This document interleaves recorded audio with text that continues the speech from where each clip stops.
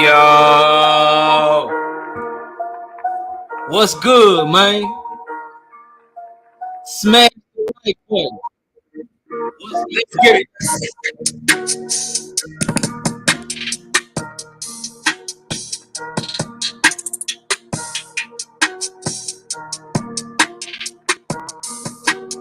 I've been respectful long enough, bro. Shout out to BFTB. Shout out to the graveyard. Shout out to everybody in the building. But be up. You can't fuck with me, bro. Yeah. You can't fuck with me, bro, on this boxing talk shit, man. You cannot, bro. I'ma show you tonight. Oh, I'ma show y'all. Y'all gonna come in thinking it's something it's not.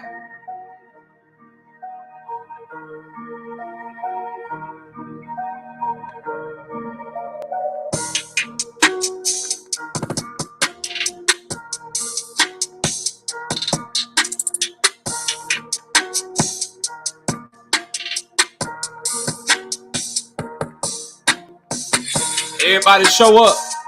Shout out Drug Free, I see you. Don't nobody block nobody, bro. It's gonna be a lot of shit talking in the chat. Let that shit ride. Most of the people that rock with him rock with me. Most of the people that rock with me rock with him, so it shouldn't be no issues. But I'm saying, don't block nobody.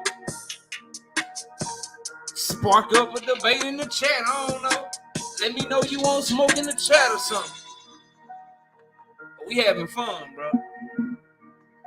I don't even know what the third topic is. I know the first topic, did Jaron Boots in his duck Terence Bud Crawford? Fuck no, you didn't. Did everybody in lightweight duck Devin Haney? Fuck no, they didn't. It don't even matter what the third topic is, because by the time the third topic gets started, I'm up 2-0. Yeah, I said it.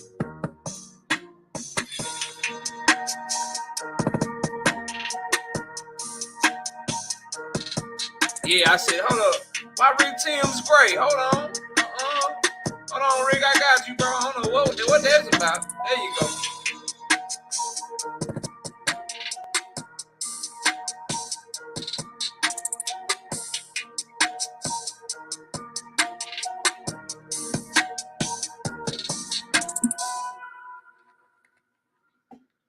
Hey, yo, DJ G5 Game, man. DJ G5 Game, man. Where you at, bro? My brother DJ G5 at, man. There you go. Drop that track for him, DJ G5. TKO Debate Series. We lit tonight. Y'all come through, man. Y'all know how we gonna show up and show out. See y'all all in the building.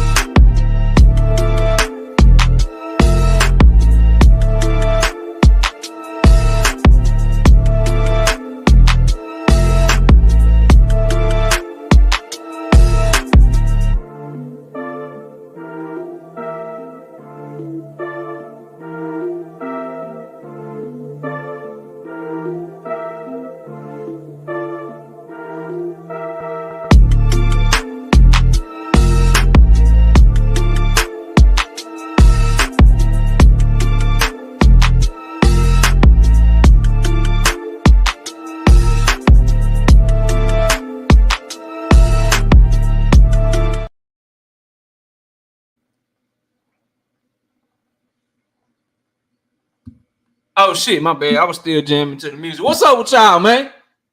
What's good, bro? What's popping, man? What's going down, man? What we doing tonight, bro? What we doing tonight? I see y'all in here capping already. I see y'all. I see everybody in here capping already. I see you, bro. I see you. Let's see who we got in the building. We got about 45 minutes to an hour to cook, and then the debate getting started. So let's see who we got in here already. Hit my like button, bro. Hit my like button, bro. All right. I got 98 people in the building. I only got 69 likes right now. That ain't right, bro. That ain't right. Big Lorenzo, I told you get the wrench back when you hit the link, bro. Because you came at me one too many times in the comments, Big Lorenzo. You got to hit the link, bro. When we have open panel, don't nobody block Big Lorenzo. Don't nobody block him. Let him say whatever he want to say. But you'll get your wrench back as soon as you come holler at me when we have another open panel. That'll be Monday because I'm hosting another debate tomorrow. No, you ain't come at me. It's cool. It's just the chat shit, Big Lorenzo. We on a different type of vibe over here, man. We on a different type of time over here. We don't do the chat stuff. Like one time I respond to you, 2 times I respond to you, 3 times I respond to you. Big Lorenzo, you were sending super chats just to disagree with me. You were sending me your hard-earned money. I don't care if it's $2, whatever it is. You were sending me money, bro, just to disagree with me or tell me I'm wrong. Well, no, you got to come stand on that shit. You got to come holler at your boy, man. You got to come holler at me. Let's see who we got in the building, bro. Let me see what's up. And I'm just joking with this shit. I'm not finna wear these. I don't wear sunshades inside, bro. I was just fucking with y'all. I don't wear sunshades inside. That's annoying. Maybe that's just me being old, but we ain't rocking like that. Who we got in here, bro? Marcus, what's up? Skills from New Orleans, what's good? 22G, what up? D Free, my bro, what up? D Free. Hashtag TWT in the building. What's up with it? Ray Patterson. Cash Crypto, what's good, fam? Edgar Chavez, Thrill Hill. Todd Swindle, what's good? Omega Red in the building. Dropped a bunch of prediction videos today, Omega Red. Go check them out when you got a chance. Karma, what's up with it? I think I said what's up to Cash Crypto, but what's up again? Trackman, what up? My brother Dub Right Side, what up, homie? A Kilo Needle, what's up? Y'all go check out Dub Right Side. He gonna have the after show for y'all. You feel me? He gonna have the after show to recap the debate. So y'all can go over there and talk about how 3-0 BFTB, bro. That's what y'all gonna be talking about. Gertz, what up, bro? Who else we got, man? C Cool, what up with it, C Cool? Who else in the building? Johnny Q, what's good, man? I see you, bro. Young World, what up? Oak Cliff Sensei, what's good with you? Jason. I ain't light up Oak Cliff Sensei. There we go. Jason, what's up with it, bro? Big Block, what's good? We got Swat Jones in the building. What up? Leon Robinson, knockout versus the Grave Digger. Yeah. It's gonna be a movie, bro. Marquis, what up? Drug Free, what's popping with you? 626 Jacob, what up? Educated Jab, my bro, what up with it, man? What else we got, bro? D-Man Jr., what up, homie? My daughter in the building. Nivea, what's up with it? Tay-Tay's in the building, what up? Dominique, what up? My other daughter, Jada, in the building, what's up? Oz Boxing 22. My beautiful wife in the building, what's up, Miss KO? What's good with you? Malaya in the building, what up with it? What else we got, bro? Brian Corbett, BC, what up, man? Dead Game in the building, what up, bro? Jamal Robertson, LOL, that's double cap. I don't know what's cap. I ain't told her like yet. Who else we got? Shawai Allah 77, what up? Jay Chestnut, there go one of the judges. Brian Peters say death is coming. Yeah, for your boy. Yeah, I know who you rocking with, Brian. I know you rock with me too, Brian, but I know who you going for. Yeah, death is coming for your boy, man. For your boy. Drug Free says, Grave Digger 3-0. You got the wrong name in front of the 3-0, dog. You got the wrong goddamn name in front of the 3-0. Man, you got options. What BF tell you? You got options. Well, I give out options too in this debate series. If you debating me, you getting 3-0 or you're losing. if you're prepared 2-1 at minimum. We either gonna put on a classic debate or you getting 3-0, but either way you losing because you ain't beating me, bro. And that's just what it is. Watch me work, bro. It's cool. It's cool. Yeah, they tripping, Rick Timms. YouTube tripping and shit, but I got you. You back right. Shout out Rick Timms in the bill. Who else we got up in this thing, man? Robert Singleton. What up, Rob? What's up with it, man? The Wolverines. What's good? Andrew Gray, what up? I be who I be. I got you, bro. I owe I be who I be some push-ups, y'all. I got to get on camera. And I do them every day. I just need to get on camera so I can pay my brother his debt. I mean, his bet that he won. Georgia Peach Denise, what up? Kevin Ben Sets, what up, bro? Ronnie Bravo says, excited for this one. Me too. Me too. Hunter on the Hunt, what up? Anthony Robinson, Real Spill, Midwest Boxing Talk, what up? Hold on, it skipped on me. We back at it though. I thought we was back at it. There you go, loading up slow. Let me say what's up to them. Bio Biz, I see you. We're gonna go through these so we can cook for a little bit, y'all. Gadgets the Ghost, what up? John Norrie, what up? Y'all check out our debate tomorrow between John Norrie and Get the Smoke. Shakur Stevenson, Devin Haney. KO got the woke sports fan outfit on. Yeah, you know what we doing. Cassandra, what's up? Mr. Lightning, what up? Mark Nash, I see you, bro. What up? Drug Free said, where my wrench? Malaya, KO, Superman, BFTB is Batman. Okay, I'll give you 5 rounds. Okay, then BF will win. Nah. This one gonna be bad. Watch. He called me knockout. Bro, it's knockout boxing 86, man. I wish it was 87. I'd be a year younger, bro. I think that's about it. We gonna get to it. Whoa, I missed an interesting Monday show. Yeah, you did. Yeah, you did. Monday was lit. Shout out Big Dog Willie. Hashtag FreeCon, hashtag TWT with the $2 super chat. FreeCon, the injustice, fight the power. Your fighter dirty, bro. You got to find another fighter to troll with. You trolling with a dirty ass fighter, bro. You trolling with a dirty ass fighter, fam. Look, if I can't get to the rest of y'all, man, I apologize. I'm going to go ahead and get the show started. Look, man, we got some big news that just dropped. Man. And DP Rock, I see you, bro. Big Ray, what up? We got some big news that just dropped, man. Alexis Rocha is about to fight some dude named Kevin Johnson. For those of y'all that watch basketball, not the Kevin Johnson, former point guard of the Phoenix Suns. He about to fight some dude named Kevin Johnson. Why is this big? Because that takes an opponent off the board for Terence Bud Crawford, man. And this, And this,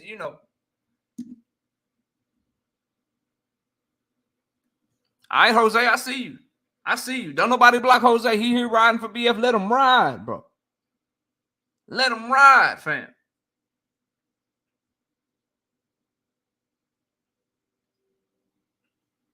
Let him ride. But Alexis Rocha just went off the board for Terence Bud Crawford, meaning the WBO. Jay Simon, what up, huh? The WBO has said that Terence Bud Crawford could do something else. So they ordered him. to fight Alexis Rocha. And now Alexis Rocha is fighting somebody else, and Terence Bud Crawford ain't getting stripped. For it. So since he's fighting on May 27, we now know that he will not be a Terence Bud Crawford opponent.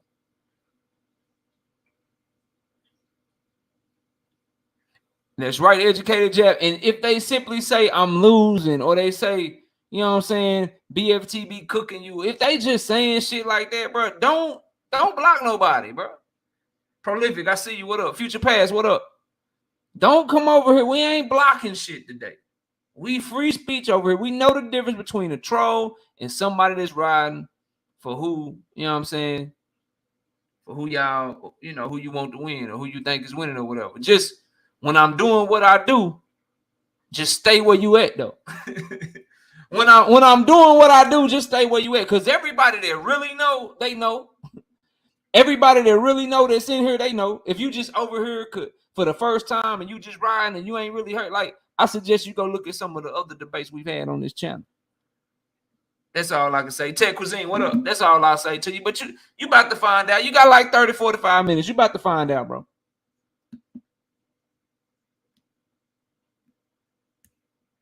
You about to find out. It's okay, Jose. You about to find out, bro. You about to find out.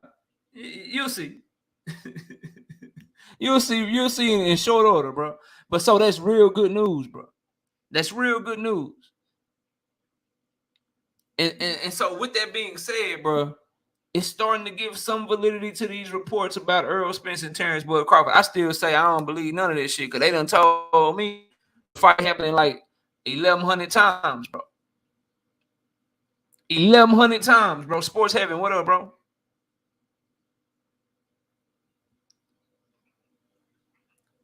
They done told us that they were fighting in August of 2022. It was a report that they were fighting in September 2022.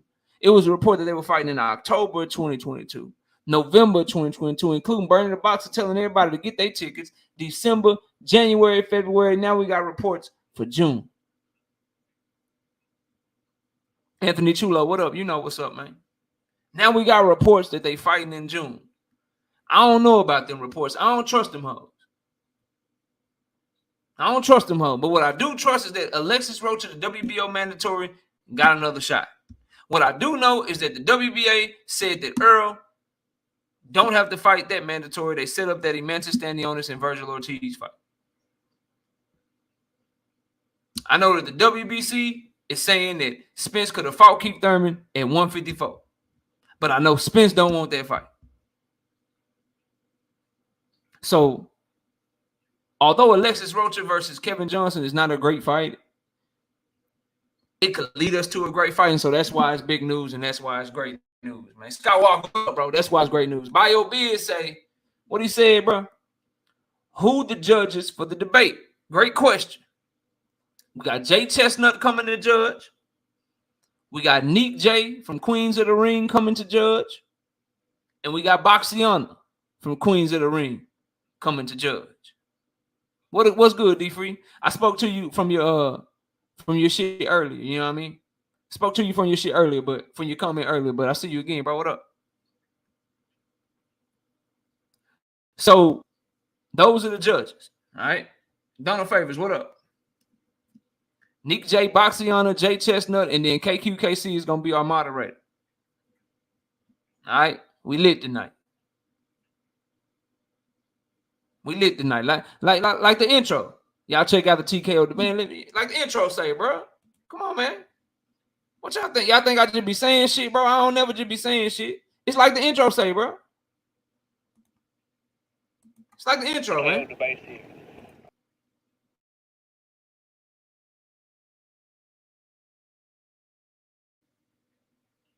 It's messing up my drop, bro. I'm trying to get good with my drops. Let's try to.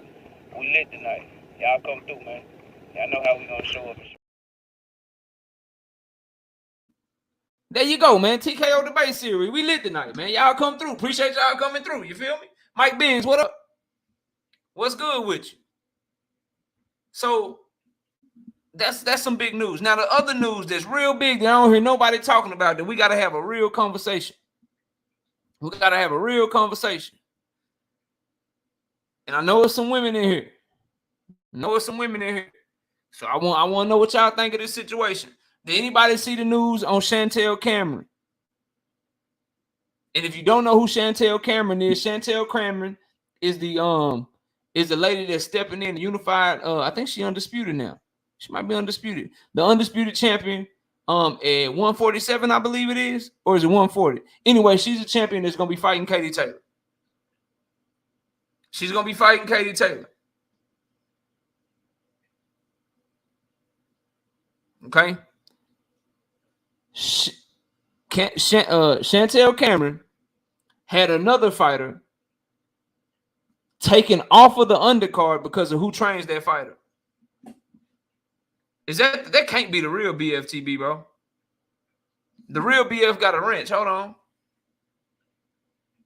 My homie got a wrench over here. There got to be some troll coming through here on some bullshit. Let me see.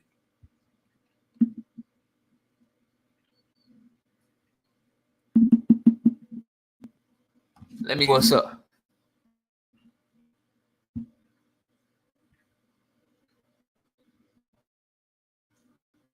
The lengths me go through, bro. Yeah. No videos. When did you make your channel, troll?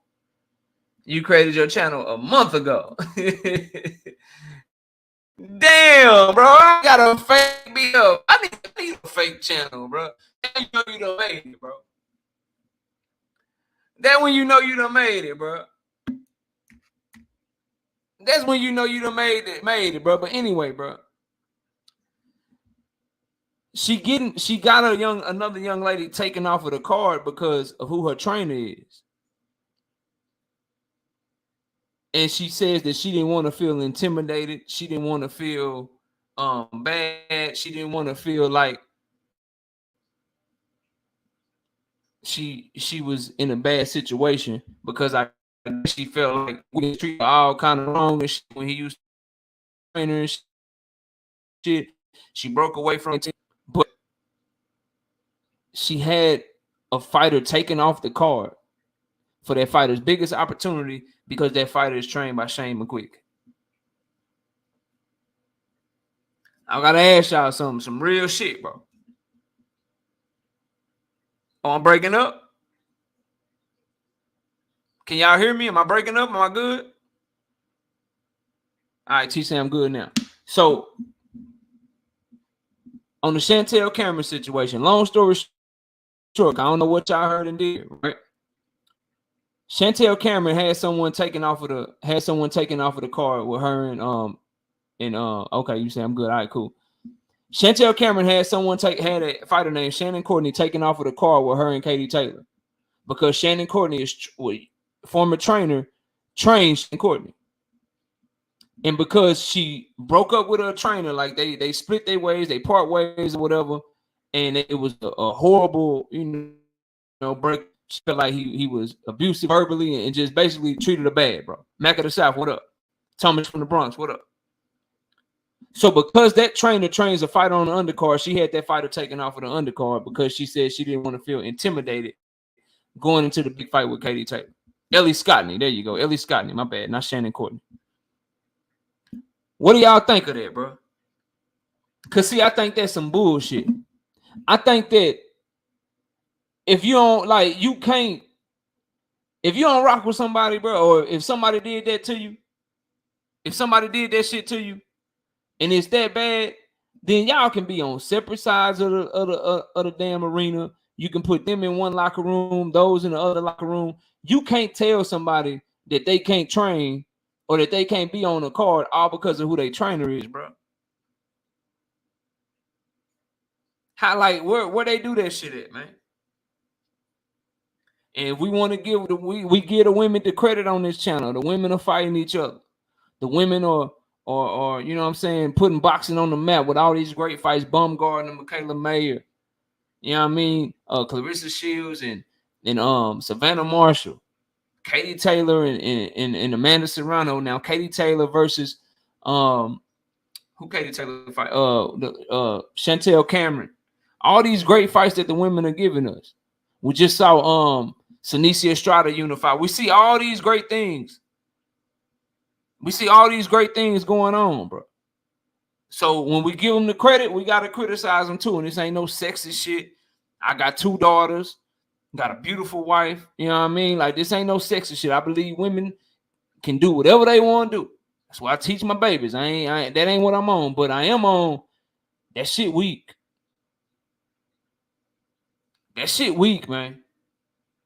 That's some weak ass shit. That like that's some fugazi, fraudulent. I will say the same shit about any dude trying to do that shit, man.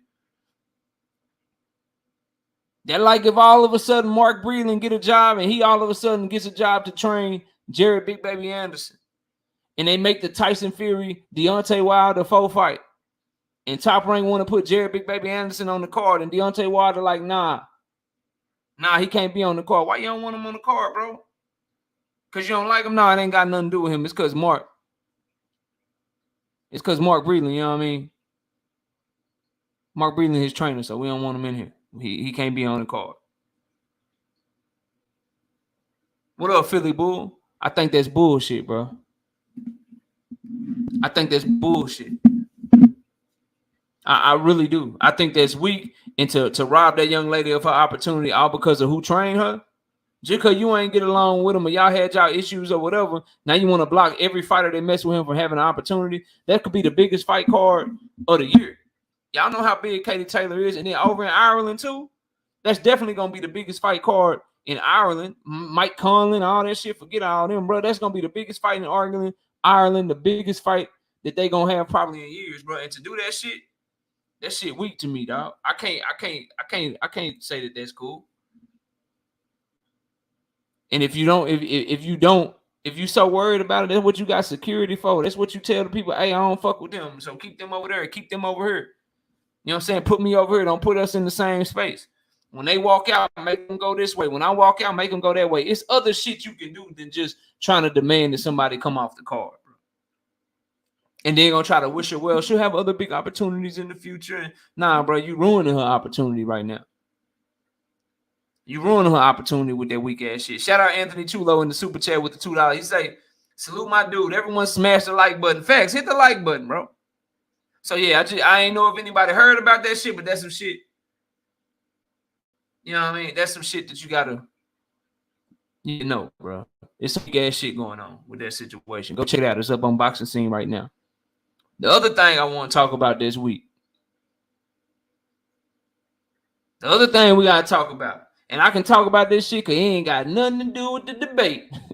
I can talk about this shit because I ain't giving away no talking points for you ear hustlers. You know what I mean? Trying to text my man BF and talk, hey, man, this knockout over here. It don't matter because this ain't got shit to do with debate. Y'all see what Bill Haney said about Gervonta Tank Davis, man? Because Shawai Allah, she on the main event, she basically saved the card. So Katie Taylor was supposed to fight Amanda Serrano. Amanda Serrano got injured. They still needed somebody. That can kind of sell tickets. That's a champion. That's a big enough name. And Chantelle Cameron stepped in. She the only person. It's Katie Taylor homecoming to Ireland. It had to be a huge big event, a huge big fight. You know what I mean? It had to be all of that shit. So she saved the card. She on the main event. They basically told her, hey, she basically told her, hey, she an undercard fighter. It's either me or her. Brandon House, what up? It's either me or her. Nah, Big Ray, not that he fat. I love that shit. I ain't mad at that. It's the talking about that mama and shit, man. Talking about that man mama. Excuse my masculinity. What up? Say he wears size 38 and shit. Yeah, shit like that. Like, here's the thing, bro. And I say this shit about Teofimo Lopez Sr., right? And I say this about anybody. You got to go check it out on Keon channel, Nick J. So long story, your homie Bill, Trill Bill, he was mad that Tank said, hey, yo, Devin walk in at 160 pounds on fight night. He can't even blood nobody knows, and he coming in the middleweight. He was talking his shit to Devin. So, Bill jump in, right? He jump in, and he went off. He said, hey, you call me old or whatever. Tank, you fat, bitch ass this, hoe ass that. Do he buy his purses here? Because I think he was in the store. You wear a size 38. I'm going to get my son on you. What else he say, man? You talking about I'm this, I'm that. I look good enough to get your mama or pass on your mama, nigga. I could get you. Like, he was going off. And I know a lot of y'all like that shit. I don't. I like when fighters talk shit, man. I like when the fighters talk shit because they are the ones that actually can stand on it. Let me ask y'all something. Tank wear purses shit cool? No. I think shit fun. You know what I mean? Tank, had weight issues in the past. Okay, cool. Jabbing at that. Let me ask y'all something. Y'all think Bill will have that energy towards Tank in his face? Do y'all think if Tank Davis and Bill Haney were face to face, that Bill Haney would talk about that man mama like that?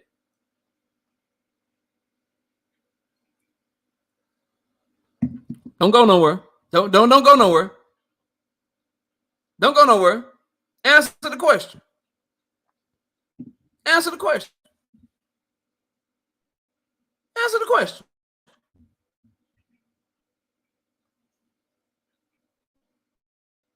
question.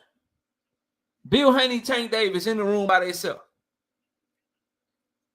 In the room by themselves. Nobody else there. What up, Q? Q the guy in the building, Lost Art of Boxing. By themselves. No cameras. No, none of that shit, right? No entourage, nobody there, just them. Man on man shit. Man on say. Y'all can say this. That's my problem with like to. Well, who's gonna fight him, Bill? See, his mama.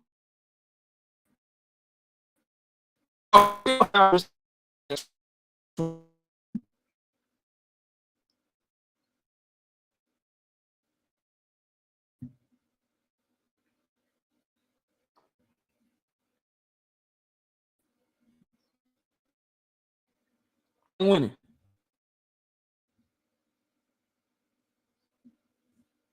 Oh, y'all saying I'm breaking up. Hold on.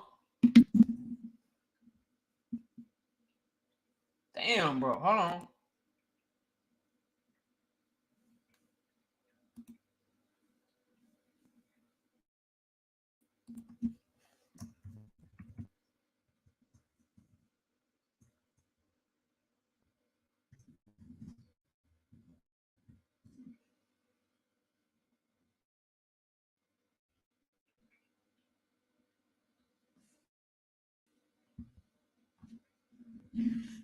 Yo, good?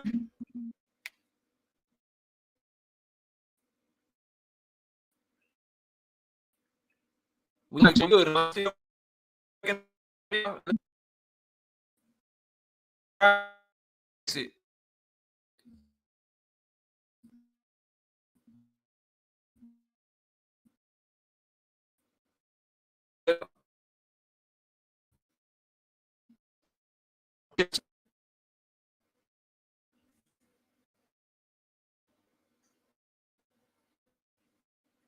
to make sure I get, bro. Yeah, y'all. I don't know what shit doing there.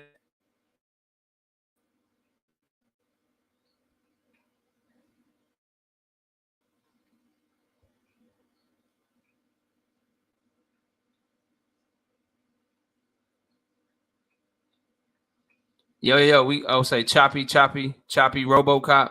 Damn, bro.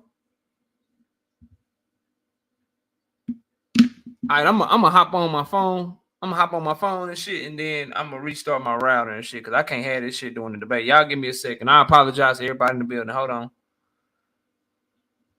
We're gonna get it right. Oh, I'm good now. We good now. All right, we're gonna try to rock. Shit. We're gonna try to rock. What up with it, King Judah?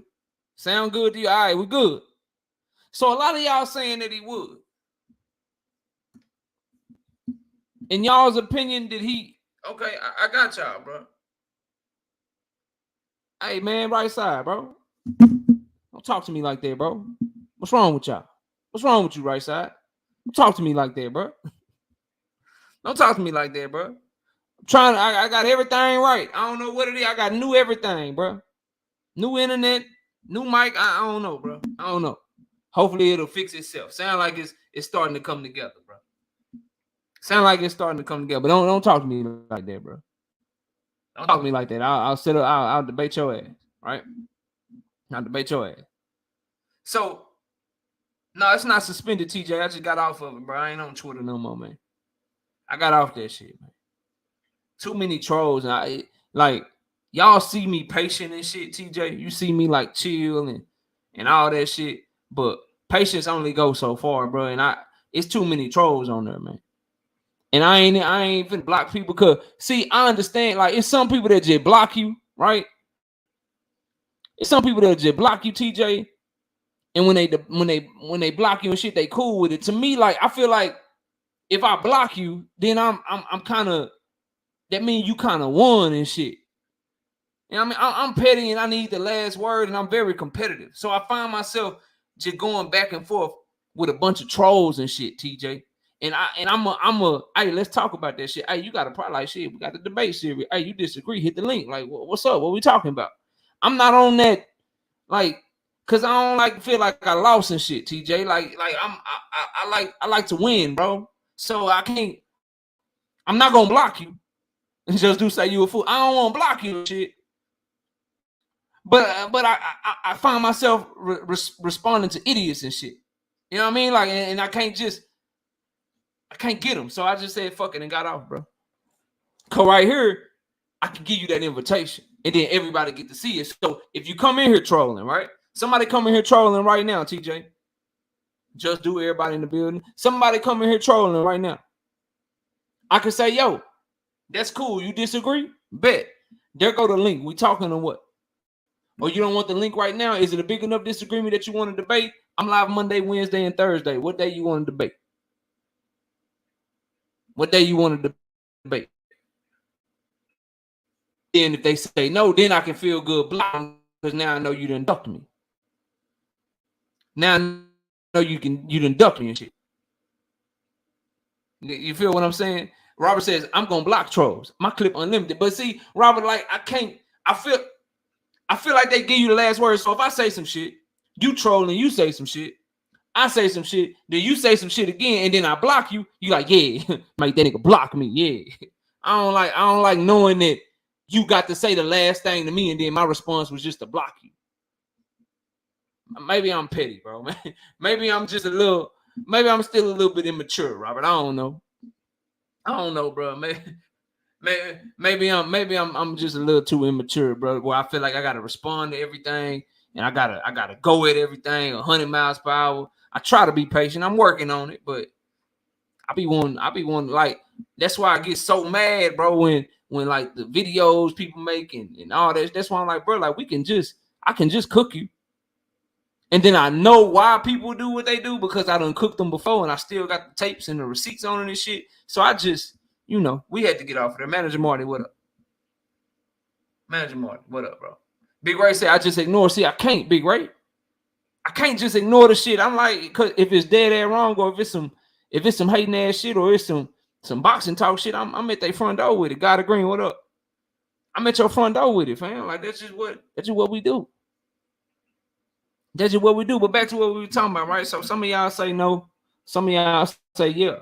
Y'all think Bill would keep that same energy with Tank and talk about it, mom, in front of him and shit. All the shit that he said about Lomachenko through the years, why didn't we hear him say that shit during the press conference? All the name calling and all that shit. Why they so respectful all of a sudden?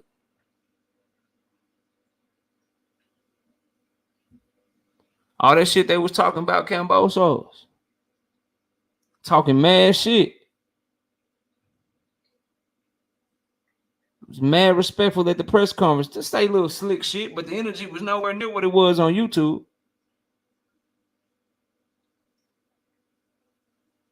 Richard Boyd says, why niggas won't Bill to be nice? I don't. Talk your shit. Just keep it boxing though. And they should just fight. They should just fight, to be real. They need to fight because they both on some bullshit. See, that what people like woke sports fan, that what they won't tell you. They won't tell you that they both on some bullshit. See, woke won't talk to you about Devin Haney accusing Tank Davis of cheating in the middle of his fight. He won't talk to you about shit like that. Specific volume, what up? They won't talk to you about Devin Haney watching Hector Luis Garcia fight Chris Colbert. Didn't drop no footage of Hector Luis Garcia sparring. I won't talk to you about that. They won't talk to you about Hector Luis Garcia Devin Haney watching Hector Luis Garcia fight Roger Gutierrez. Didn't feel the need to drop the sparring. They won't talk to you about shit like that. They won't. They won't talk to you about shit like that. But they'll call out Tank in a heartbeat, though. On a heartbeat. Feel me? They won't talk to you about Bill. We going at it tonight, Sheena. They won't talk to you about Bill Haney passing around Tank Davis mug shots, but then claim Black Power. They won't talk to you about this shit, bro. They won't talk to you about that shit. But I will. Just like I'll talk to you about, I think it's bullshit that Tank Davis had a rehydration clause with Ryan Garcia. So to act like they both ain't on bullshit, bro, or like they both don't make mistakes, that's the shit I go at. That's the shit I go at. So when both of them are on bullshit like this and they get to the point to where they both say shit that don't make no sense, Devin Haney is not the email champ. We didn't take Davis about that. Never called him I don't think he's not an email champ. He put weight on that belt before he went and got undisputed, before he went and unified.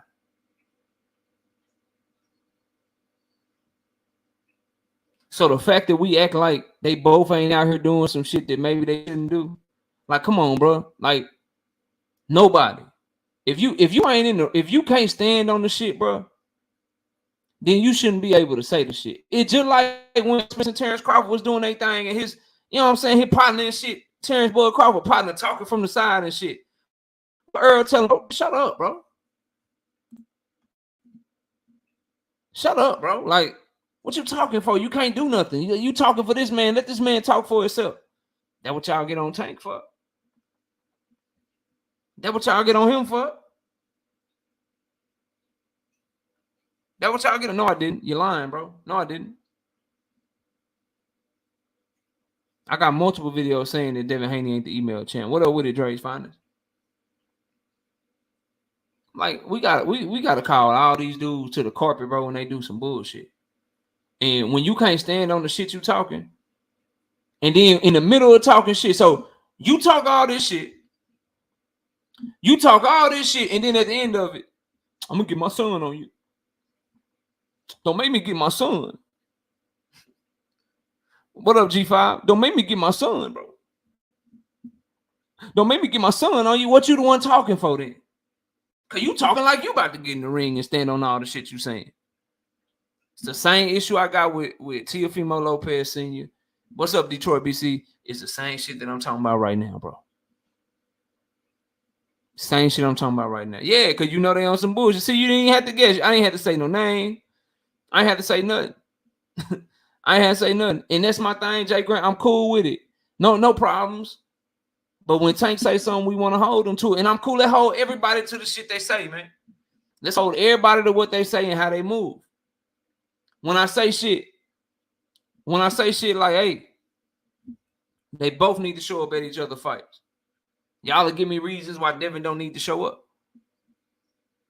When I say, hey, they both been on some bullshit that they saying shit about each other that's not true. They both been doing that shit.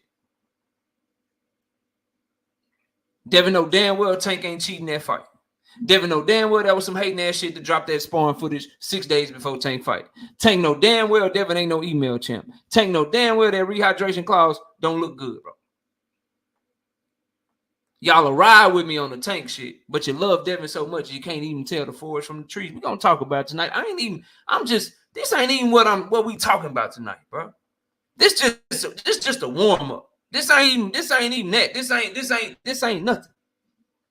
This shit light. Real light. Shout out Schizo Paul with the $5 in the super chat. He say, salute KO and everybody. This is about to be a limited edition classic. One-of-a-kind debate against two big dogs. It's boxing talk. You ain't spoke nothing but facts, bro. You ain't spoke nothing but facts. We got about 20 minutes before the debate starts.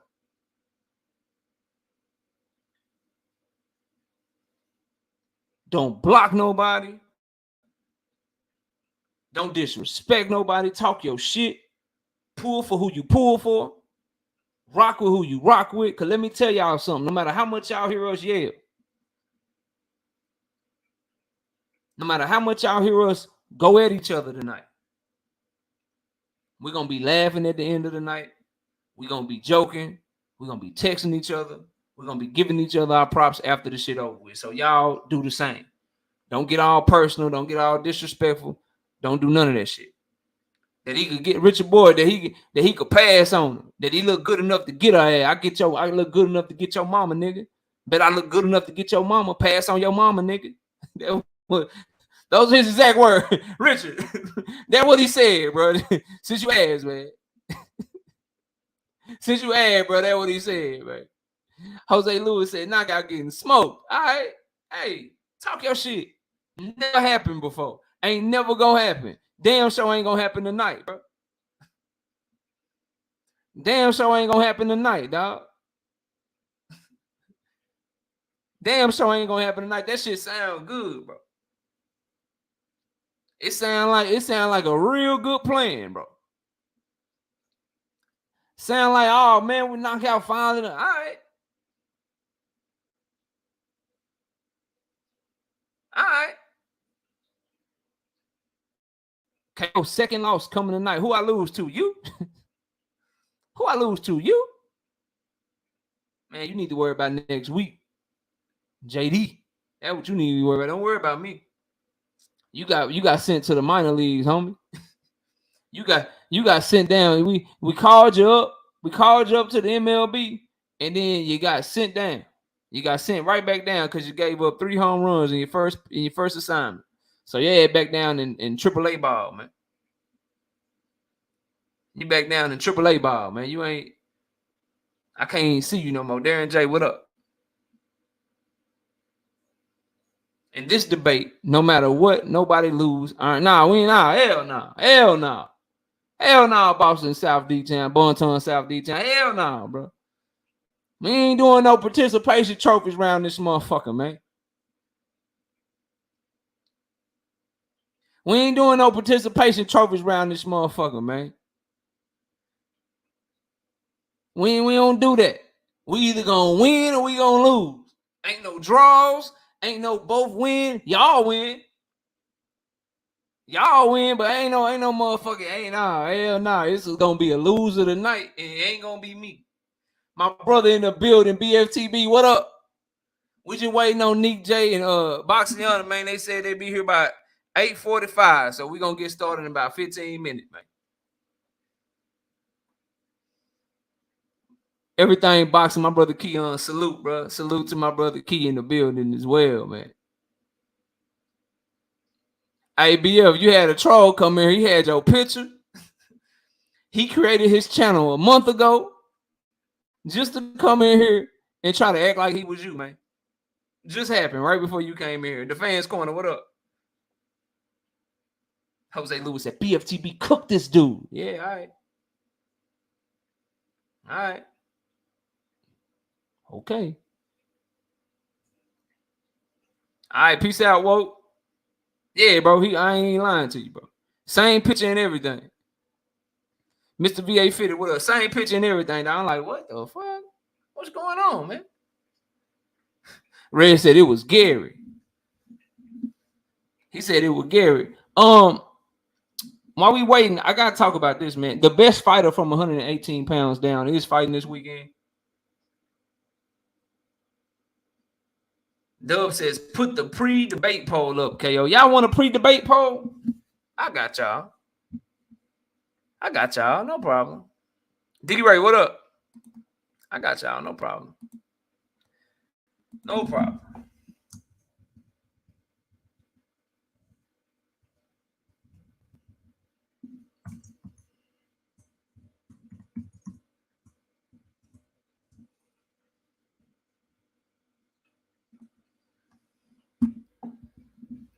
Jesse Bam Rodriguez is fighting this weekend, as I was saying, bro.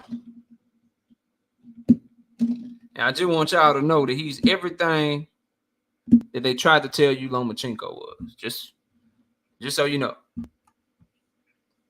Just so you know. He's everything that they tried to tell you Lomachenko was. Just so we all clear. I told y'all about a year and a half now. Was it a year and a half? About a year and a half ago. I told y'all about Jesse Bam Rodriguez, man. I told y'all everything that he was going to be.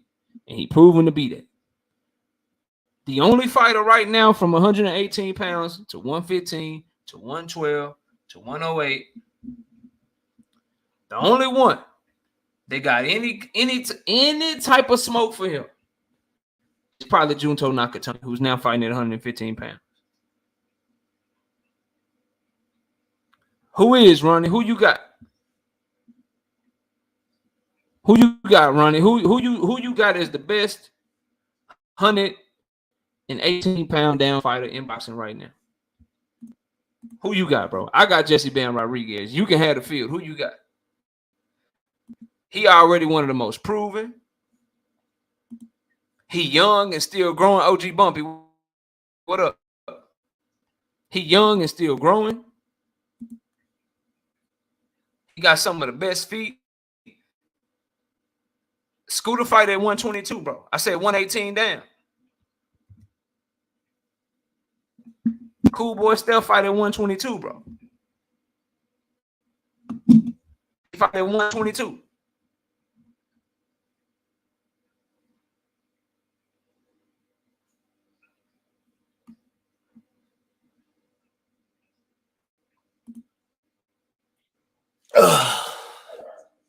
That my brother go. What's poppin'? What up with it, bro? Chilling. Oh man, chilling. I can't call it. What's good with you, man? You ready? You ready to die tonight, man? You got your funeral arrangements and shit ready, man? I mean, it's gonna be somebody's funeral, and I'm dressed in all black for it, but it ain't. It's not mine though. Already. It's not mine. Already. All right. All right, man. Well, you know, I can't wait. I can't wait. Jay Chestnut, what up, man? Yo, what up, bro? How you feeling, bro? Oh man, I'm ready to rock, bro. I'm ready to rock. Real talk. How you Class doing, of the Titans, man? Yeah, we gonna have some fun tonight, bro. We're gonna have some fun tonight. Soon as the ladies get here, we'll get started, man. We're just waiting on them to get here. They said they'll be here by 8:45. I'm glad, BF, before we get going and get to throwing bombs at each other, did you see that Alexis Rocha just announced the fight? With who? With Kevin Johnson. Yeah, he fighting a whole nother dude, bro. And so I was talking about earlier, this might be some good news for the prospects of Spence and Crawford, because he fighting a dude named Kevin Johnson on May 27th. And the WBO ain't stripping Bud at all. So he had to tell them something to where they letting him keep the belt. What you think of that, bro? It just happened about an hour ago, man. I mean, I'm hopeful, dog. I'm hopeful, man. I'm hopeful that we get the fight we want. I'm hopeful. I don't agree. I don't believe it until I see it. You know what I'm saying? And with other shit, bro, I would be like, bro, that's a telltale sign right there, bro. We got it, bro. It's a telltale sign. But with this one, bro, nah, bro. With this one's a whole different story for me, because there's too many variables. Just because he's fighting somebody else, that don't mean nothing to do. That don't got nothing to do with Errol Spence. There's been several times where we've come close to other fights happening, unifications or whatever the case may be, and then the other sanctioning body's like, well, I don't give a fuck what they doing. This is what we doing. You know what I'm saying? So I mean, that you still got Keith Thurman, you still got Jaron Ennis. You know what I'm saying? You still, I mean, there's a lot of variables, bro. I'll believe it when I see it. I'm hopeful though, but I'll believe it when I see it. See, I'm the same way. Like, I'm excited, but I just don't, and I'm sure you know this too, or you feel this too. I just don't trust. I don't trust Bud Crawford, bro. Nah, I just don't. I don't trust him. I'm just waiting on the other shoe to drop where it's some name that don't nobody expect, and it come out of left field. You know what I mean? He fighting them on, like, they bring back Triller or some shit, or they bring back some new platform that we ain't never heard of. It's some dude that already got some sort of ties to him with somebody that got knocked out by a dude he knocked out twice, and just some old crazy shit, bro. Like, I can't trust it. I am hopeful. I am glad that it knocked an opponent off the board for him, and I know that Earl wants to fight, but it's still like, bro, until I see that press conference, bro. And then it's the shit that he did, the whole where, like, they said that they was negotiating in June or some shit, and then they put like April Fools and shit. Nah. Bro, he and I don't even know how niggas could be a fan of him, bro. Like, he's so disrespectful to fans and shit, man. Like, he laughing in our face and shit, and people just still take up for that, man, and try to cap for him and all that extra old shit, man. So I'm sitting. Yeah, bro. Jay, what you think of that, bro? What you got on there, man? Nah, I'm about the same as y'all, man. I gotta see it to believe it, bro. I do think the signs. I do think we got a lot of good signs that it could be going that way, right? Like, because I believe the proposed date for Keith and and Earl was like May 27th or something like that. So the fact that we haven't got that fight announcement yet, I think that's the one I'm actually paying attention to, is the Earl Spence side of things. Like, cause Bud gonna do what Bud gonna do. Like, you know what I'm saying? He gonna fight, he not gonna fight, whatever he gonna do, right? So it looked like the signs it seemed like we got a good sign that, you know what I'm saying, we might be pushing in that direction. But Yeah. I gotta see the announcement and shit before I get excited. But I do got a question though for both of y'all. Actually, I do got a question for both What of up? y'all though. Talk to. So should this fight happen in June? Like, let's just say it do happen. Do we? Because I know when he pulled out of the fight back in December, we were saying he was ducking him. He ain't gonna never fight him. You know what I'm saying? X, Y, and Z. And then when he made the comment, that he ready to spin the block or some shit that he made a few months ago, you know, we kind of laughed at him. Now, do we got to take that back? You know what I'm saying? If he be done signed the contract to fight, you know what I'm saying? Then, you know, obviously he would have meant his word by spinning the block. Do we, you know what I'm saying? Like, do we take that back? Here's my take, right? Okay. And I know when you're talking about spinning the block, are you talking about Errol or Bud first off? No, but after he, like, when remember when the rumor, yeah, okay. I got you. So Errol is the one that said he's going to spin the block. All right. So here's my thing on that, and this is my stance. I don't know where y'all are at, but this is my stance, right? If you suck on a penis, and then you start talking about, well, no, I like women now, does that somehow mean you didn't suck on a penis? I'm just asking, because if your answer is, okay, well, he likes women now, he sucked that penis, it doesn't matter anymore.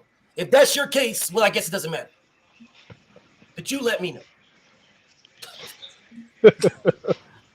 Y'all give me a second. I'm cute.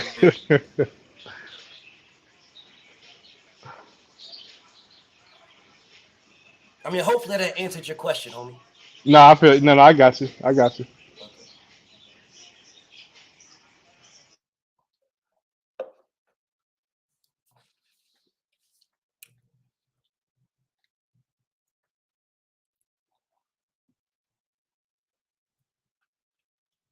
All right, my bad, y'all. KQ on his way. My bad, y'all. But yeah, for me, Jay, to answer your question, bro, it'll make me be like, okay, finally. You know what I mean? Like, it ain't gonna take away all the extra shit.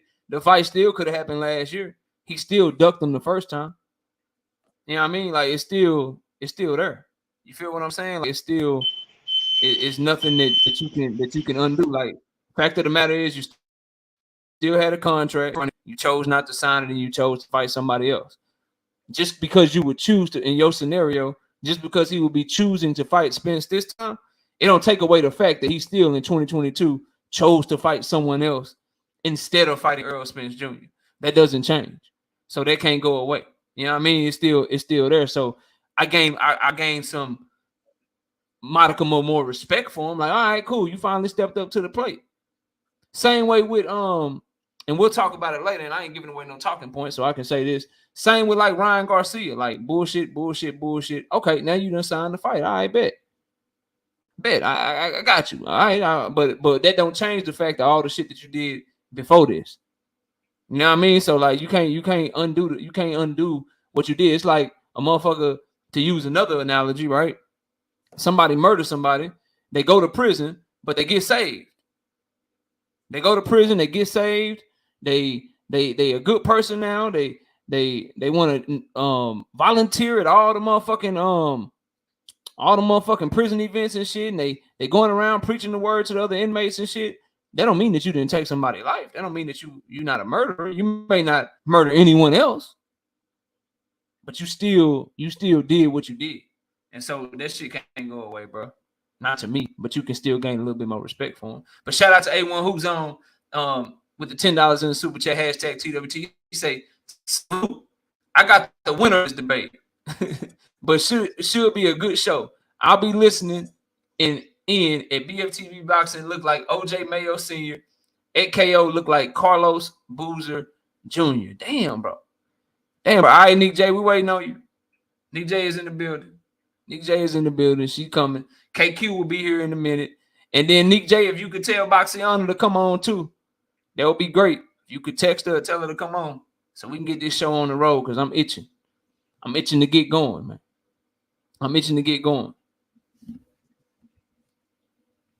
Somebody troll anybody trolling anybody up on my panel. You know what I'm saying? My kids, hey, I'm not doing that, bro. I ain't known you to be disrespectful, but the weird is coming out of you. So what we gonna do is this. What we gonna do is this, bro. We gotta take your wrench. You can still comment, but you gotta keep it respectful, bro. Gotta be respectful. We don't do the name calling and shit, all that extra shit, bro. That's my brother you talking to. Real talk. That's my homie, like for real. So we ain't doing the disrespectful shit, man, for no reason. Agree, disagree, do whatever you need to do, but all that extra shit, we ain't on. KQ, what up? What's up, man? How you feel? I'm chilling, man. How you doing, OG? All right. I'm doing all right, man. Yeah, I hear you loud and clear. How you doing, man? Man, I'm hanging in there, man. What's going on, Bill? What's up, Yes, sir. I'm hanging in there, man. You see what's going down tonight, baby. Man, I'm talking about my co-host on Sunday mornings, baby, at 9 a.m. Going against my nephew, baby, in the LDBC. Man, I don't know what to do. I'm going crazy. Oh, my God. Wow. I don't know what's going to happen. I don't know what's going to happen, baby. I just don't know. Oh, man. Yeah, man. Yeah, we this, have fun. Yes, sir. But that's all right. So let me while we waiting on Boxiana and Nick J, KQ, let me ask you this, man. Let me ask you this. Did you see that Alexis Rocha now got a fight? He's fighting somebody else, not named Bud Crawford, on May 27th.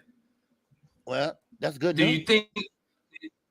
Okay, talk to me. Why you say that? Because that's one less person that Bud can duck out and say he's going to fight. I'm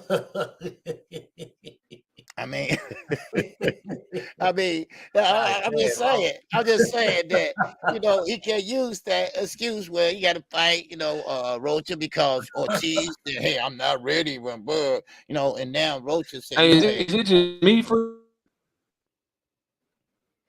What happened? KO, you broke up, bro. Can you hear me? Oh. Yeah, you broke up. Oh, so I thought that was me, but that's KO. Yeah. Mm-hmm. So can y'all hear me? Can y'all hear me? I got you. I got you.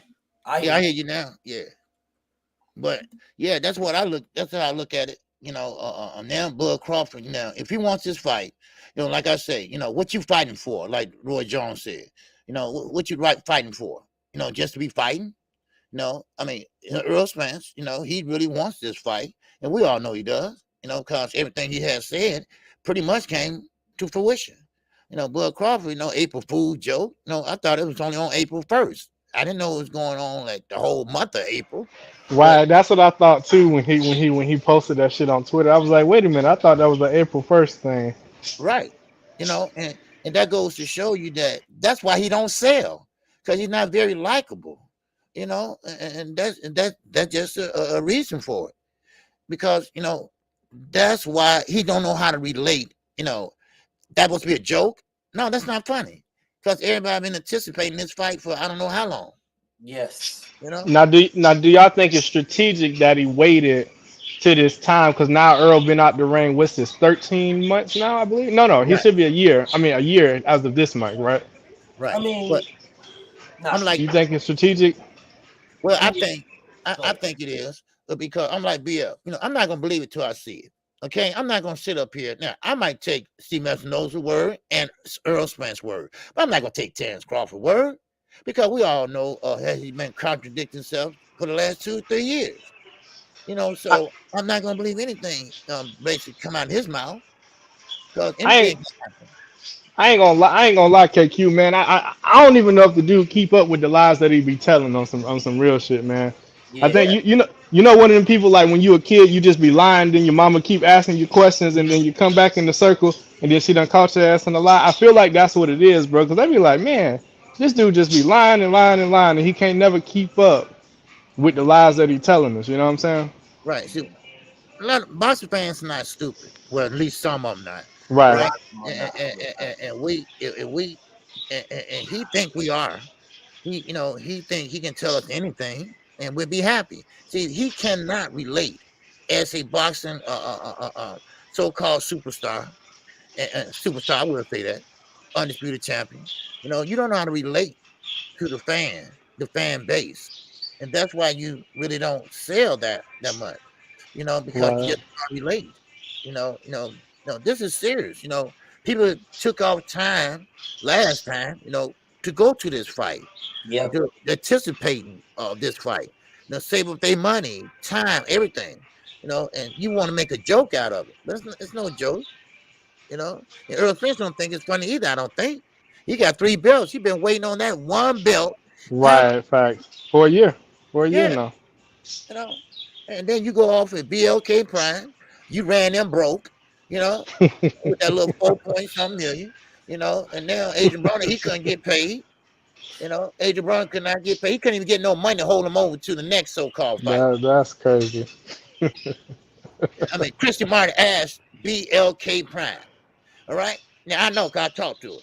Hey, can you give at least AB something? Because she would promote him. Something to hold him over till y'all reschedule the fight. They never rescheduled the fight. They said, hey, we ain't got it. Wow, I didn't know that. What? Yeah. Know Yeah. that. Oh, yeah, facts. So they say, okay, you know what? Now, Christian Martin, and I quote and unquote her. She said that, hey, look, I'm going to tell you this. One thing about it, BLK Prime, we can't do business no more. KQ. I said, what? What happened? She said, listen, Don King, because she called him DK. DK, one thing about DK, he pays his bills. That's one thing about it. He pays his bills. He might have this and that in court, this and that, but he pays his bills. And that's one thing he does. And that's one thing BLK Prime doesn't do. When you have 13 bankruptcies. Now, of course, a lot of people file bankruptcies that's rich. We know that. You just changed the name of the company, it's the same company. But they kept the same name. That ain't too smart. But anyway, that Adrian Broner couldn't get no money. So that's why Adrian Broner said, hey, you know what? I'm out of here. I'm out of here. That's when Blue Blood asked him that time that, hey, look here. Hey, AB has that money at BLK Prime. He said, hell, I don't know. I ain't got none yet. Ain't got no, yeah. And so he said, I'm out of here. So he signed with Don King. So he's with DK. And I wonder, Christian Martin had, something to do with it. And I'm quite sure she did. So that's what it is. I hope Don can get him something though. I low key do, man, because he, I commend AB for one, for losing the weight, get down the weight, want to fight, stay in shape, stop drinking, stop all that. I want him to have that. I want him to have a fight. Get paid. I like Adrian Broner, bro. I know I'm in the minority. A lot of people don't rock with him, but I like Adrian Broner, bro. Yeah. I've always liked AB. Yeah, he's a entertainer. I think he's good for boxing. He's everything that Bud is not. Like, right. I would say clearly say Bud's a better fighter. But right. I'm saying, as far as like, entertaining and stuff like that to get you hyped up, bro, man, ain't nobody in there believed he was gonna beat Manny Pacquiao. Nobody.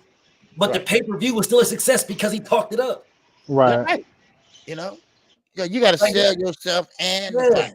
You got to be a bad boy, knowing good and damn well you have like 0.0008% chance of winning, and you still make the fight a successful pay-per-view.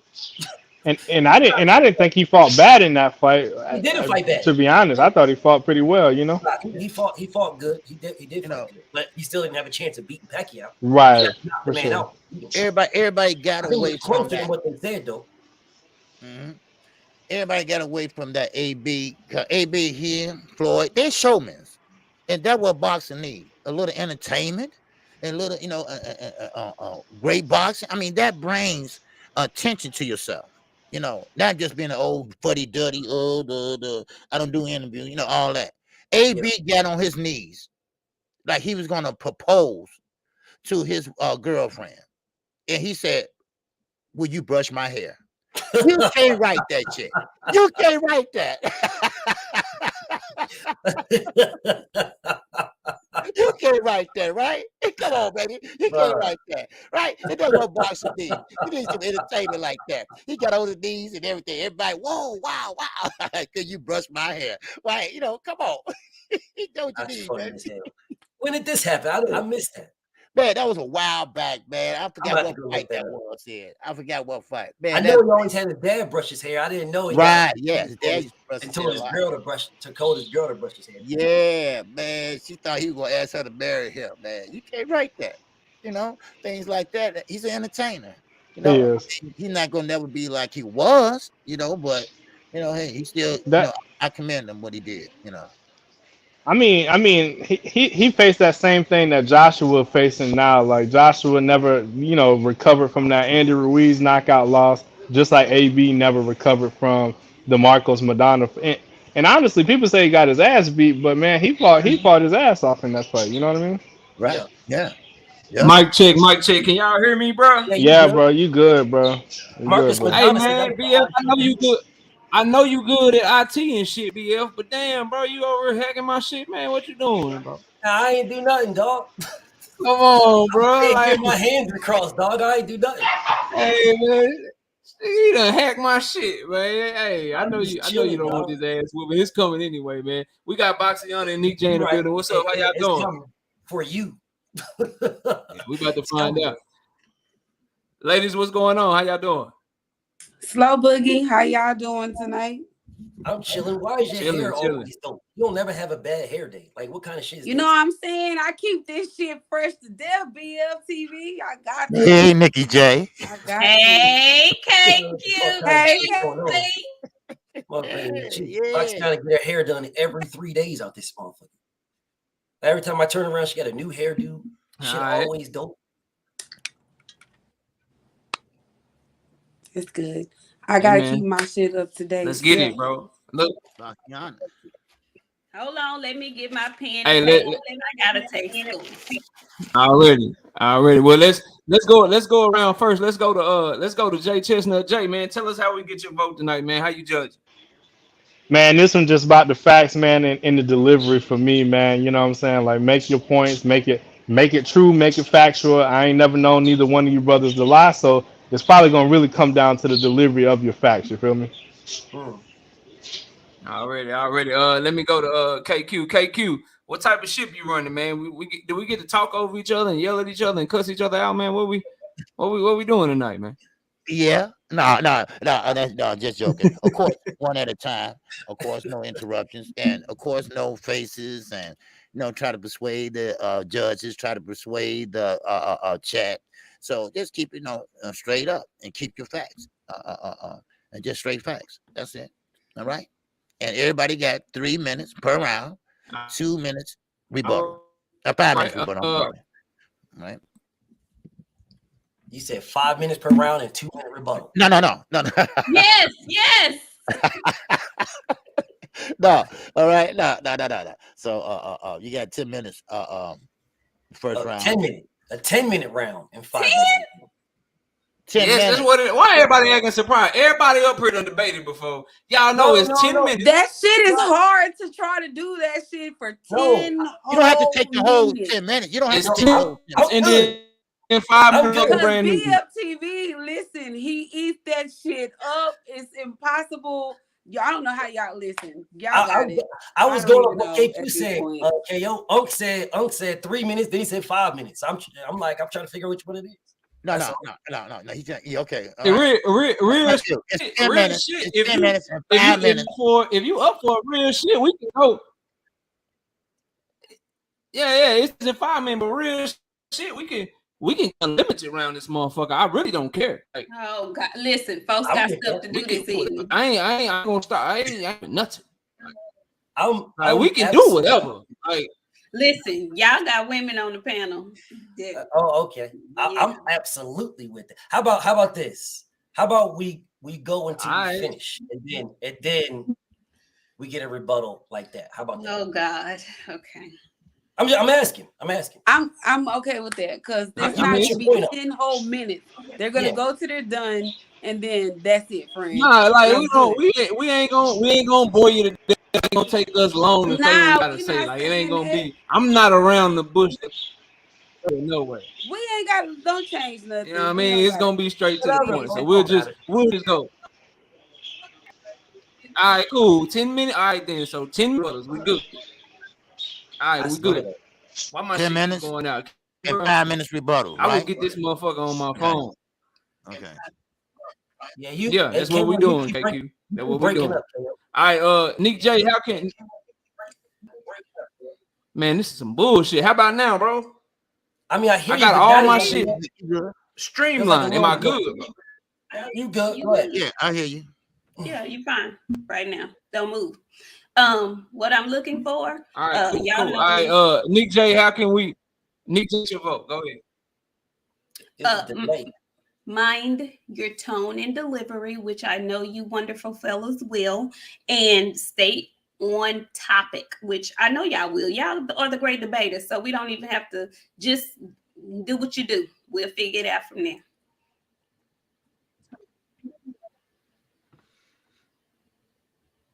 All right.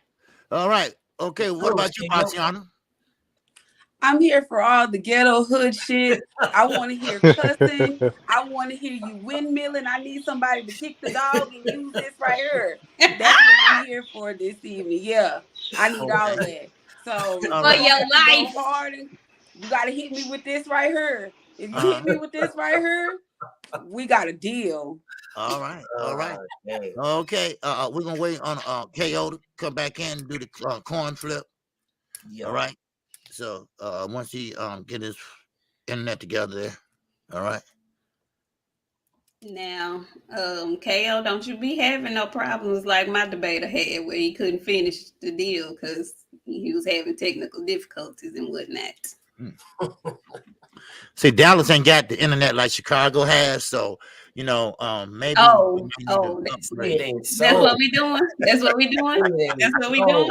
It ain't so. Is that what we doing? Thank you. Okay. All right. Yeah, I'm just saying, Say Caleb playing for me one time. Go ahead and say. Don't say Bruce Ennis for me one time. Oh, okay. She got Bruce Ennis. Bruce Ennis. You say Bruce Innocent? Come on. We put a whole nother S-O-N on it. I-S-O-N. Innocent. Callum plants. Yeah, man. They have my own chat talking about me, man. That's cool. My own chat. My own chat talking about me. I'm like, what's so funny? Nothing. Are y'all listening to me? All right, bro. I should be good now. I had to switch browsers, so we should be straight. Shout out to Gadget the Ghost with the $5 in super chat. Says salute to KO, salute to BFTB. This is great for boxing. Everything y'all do, I appreciate it. We appreciate you, brother. Make sure you subscribe to everybody's channel up here. Show them some love in the super chat when you drop by there. And everybody up here deserves to grow from this shit. Let's get it popping. KQ, can you flip the coin for us, man? You got a coin you can flip so we can get this shit popping. BF, you can call it in the air, man. Now you can't be up here yawning on the dog. I'm sorry, my bad. All righty. Okay. He ain't fooling nobody. He doing all that shit. Then he gonna get up in this motherfucker and get to going. Like ain't nobody. I'm gonna do what I do. Ain't nobody falling for that shit, man. All right. Call it. Heads. Tails it is. Let the grave digger go first. Let him dig his own grave. I could have just went first anyway. He said, "Did Jaron Ennis duck Terence Crawford?" Yes, sir, he did. Now, Jaron Boots Ennis, a guy that I rock with, heavy. This man out here telling everybody on God's green earth that he wants, I want all the champions. I want the champions. Everybody keeps pushing him off on Errol. No, he don't want Bud. He calling for Errol. He ain't calling for Bud. He calling for Errol. Every day I'm showing everybody that this man is calling for everybody. He's calling for Errol. He's calling for Bud. He's calling for Virgil. He's calling for everybody. I'm showing them every day. Yeah, niggas keep coming to me every day saying, no, he just want Errol. He just want Errol. I'm like, okay, cool. So all of a sudden, y'all don't see what I'm seeing, but I'm showing you all the receipts. He's calling for everybody. Fine. Here comes down the road a little bit. Bozian is coming out saying, man, Budrick, You're about to fight David Ambrosio. Why didn't we get the call? We would have got the call. We would have did this. Everybody's like, yeah, that's right, bud. You goddamn right. Why didn't you call him? We want you to fight Boots. Why don't you fight Boots? You ain't fighting nobody. You fight none but bums, none but this, none but that. You ain't fighting no Boots. Why you ain't fight Boots? BFTB was doing the same thing. Facts. I was all on his neck. Facts. God, it comes out a little bit later on. After that, like a month after that. Oh, well, you know, Boots Ennis comes back again. Oh, you still trying to fight these bum ass niggas? Why you ain't fighting me? In lesser terms. Boots like, man, I would have fought him. I would have fought this man at his mother's house. I'll go to his mother's house. Now, she can cook. You know what I'm saying? Wear an apron. His sister can judge. His mother can judge. His dad can judge. I'll beat his ass in his house. I'm going to Nebraska. What's popping? Everybody was in the world like, shit, man, nigga Budrick don't want that boot smoke. Budrick don't want nothing with Boots. This nigga Budrick is ducking. Budrick scared to death. He don't want nothing to do with this man. Why don't Budrick fight Boots? That was the press. Now you had the Bud fans coming out saying, nah, man, he Errol Spence mandatory. That's Errol mandatory, but because they were scared of it. But Boots was standing on the square. I want this man. What's popping? Why can't I get this fight? I want all the champions. If I can't get this one, I'll get that one. So BFTB said, I'm with you, champ. I'm with you. Don't accept that IBF interim. You will be the mandatory to both champions. He did not have to accept that IBF interim. Facts. Do you know why I know? Because there's only been 3 in the history of boxing. The entire lineage of the IBF, there's only been 3. The first 2 were interim champions because the champion was injured. Now, the last I checked, Errol Spence is not injured. The last I checked. I'm just saying, I don't know about y'all, but maybe y'all know something that I don't know. But I know Big Fish is not injured. I read the IBF rules. The IBF rules, specifically for my down south niggas, said that the only way they offer an interim champion is if the champion is injured. It didn't change. It's the same rule since what? 80, 88, when they came out, when the fuck that was? Same rules. So why did that man get one? So people asked that question to Bozy. They asked that question. They said that because, you know, motherfuckers watch the GOP. So they go back to Bozy and say, why did you accept the IBF? Bozy says, quotations, because we believe that Errol Spence would fight us. That's what he said. Okay, so what you're telling me is that Boots, you didn't believe Bud would fight you. I'm all with it. I'm all for it, bro. I'm on the train. Bro, choo. I'm on the train. I'm with Boots. I'm with him 1,000. It came out about a month later. Until it came out about a month later that man was on a phone call with Bud. So on a phone call with that man. Yeah. And they said, we want to make this fight between y'all two.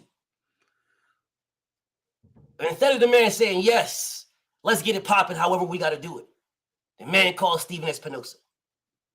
Now, at first, didn't nobody say nothing about this. Nobody knew nothing about it at all. That happened.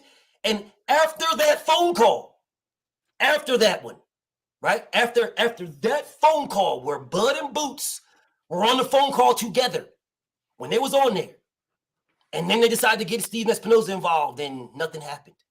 After that phone call, we'll make sure we're clear. Then Bozy comes out again. He comes out again and says, why didn't we get the call? Now, no one knew that phone call had happened. These are facts. No one knew until later on, about 3 weeks ago. About 3 weeks ago, it came out that Budrick and Boots was on a phone call. Budrick and Boots were together.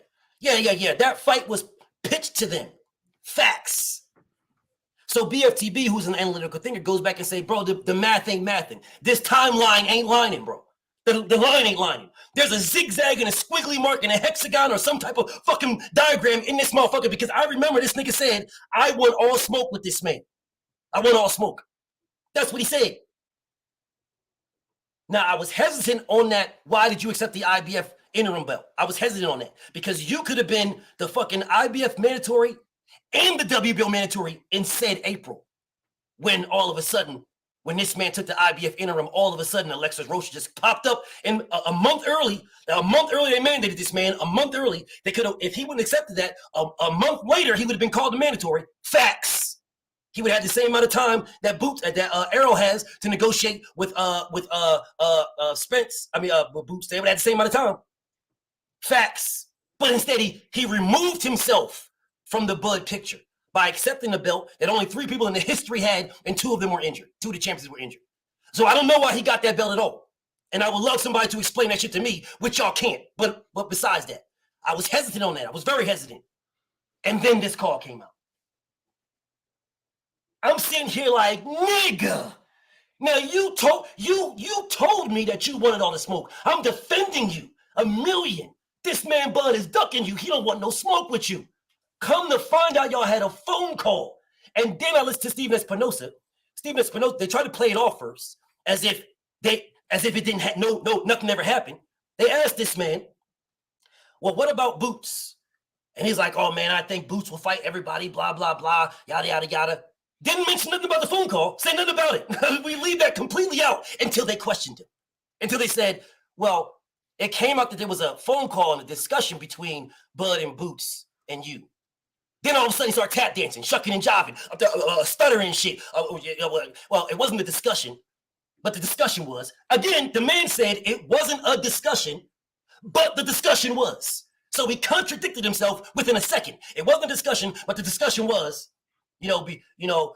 whether we can make the fight with Bud and Boots and blah, blah, blah, and if we can do that and it didn't pan out, blah, blah. Well, if it didn't pan out, why didn't you put that out there? If it didn't pan out, why did you have to get questioned on it? You Boots is out here telling the world, I want everybody yelling from Mount Everest with Timbs on. No, with black Air Force Ones. I want everybody. But he's turned this direction and Bud was standing behind him. And Bud was like, what's popping? Now, I don't fuck with Budger. But the facts of the matters are the facts of the matter. That man had an opportunity to fight him. Don't tell me, I'm taking the IBF because I think Errol Spence will fight me. Don't tell me that. No, you keep that same energy that you had all this time. You fighting all these guys you want to fight. All these guys you'll go to this man's mother's house to put hands and feet on this man. And then you remove yourself from that contention. 2 minutes. I would love anybody, and I know this man is going to come out with some nonsense and some move around and some fluffery. What I said is facts. That man had an opportunity to fight Bud Crawford. He could have came out himself and said, yeah, we got on the phone call, but hey, this man was offering me some bullshit. Yeah, we got on the phone call. Man, BLK is broke. I ain't fighting over there. Yeah, we got on the phone call. This nigga was bullshitting. He was doing this and doing that. He said nothing. And then his father came out again after that phone call and was like, why didn't we get the call? Nigga, you got the call, and I fuck with y'all. You got the call, homie. And then you start tap dancing yourself, bringing it back like, well, we put Steven Espinosa on the phone and let Steven Espinosa do this. Okay, well, if you put him on there, then you got the call, my nigga. You got the call. Don't tell me, oh, why did you call me? You got a call. That man ducked Terence Crawford. He ducked that man. He had an opportunity to go after him, and he didn't. He went a different route when he could have went both routes. Time.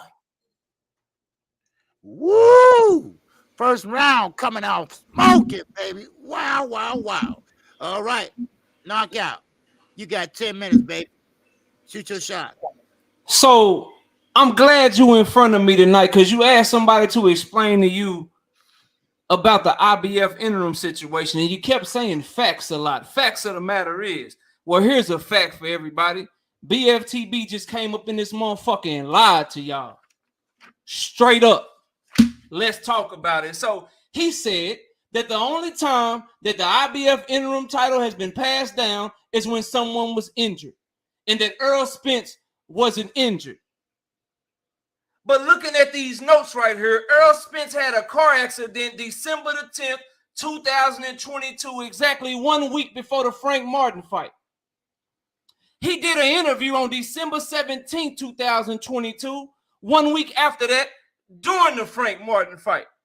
This is what Earl said when asked by Brian Custer, when are you coming back to the ring, Earl?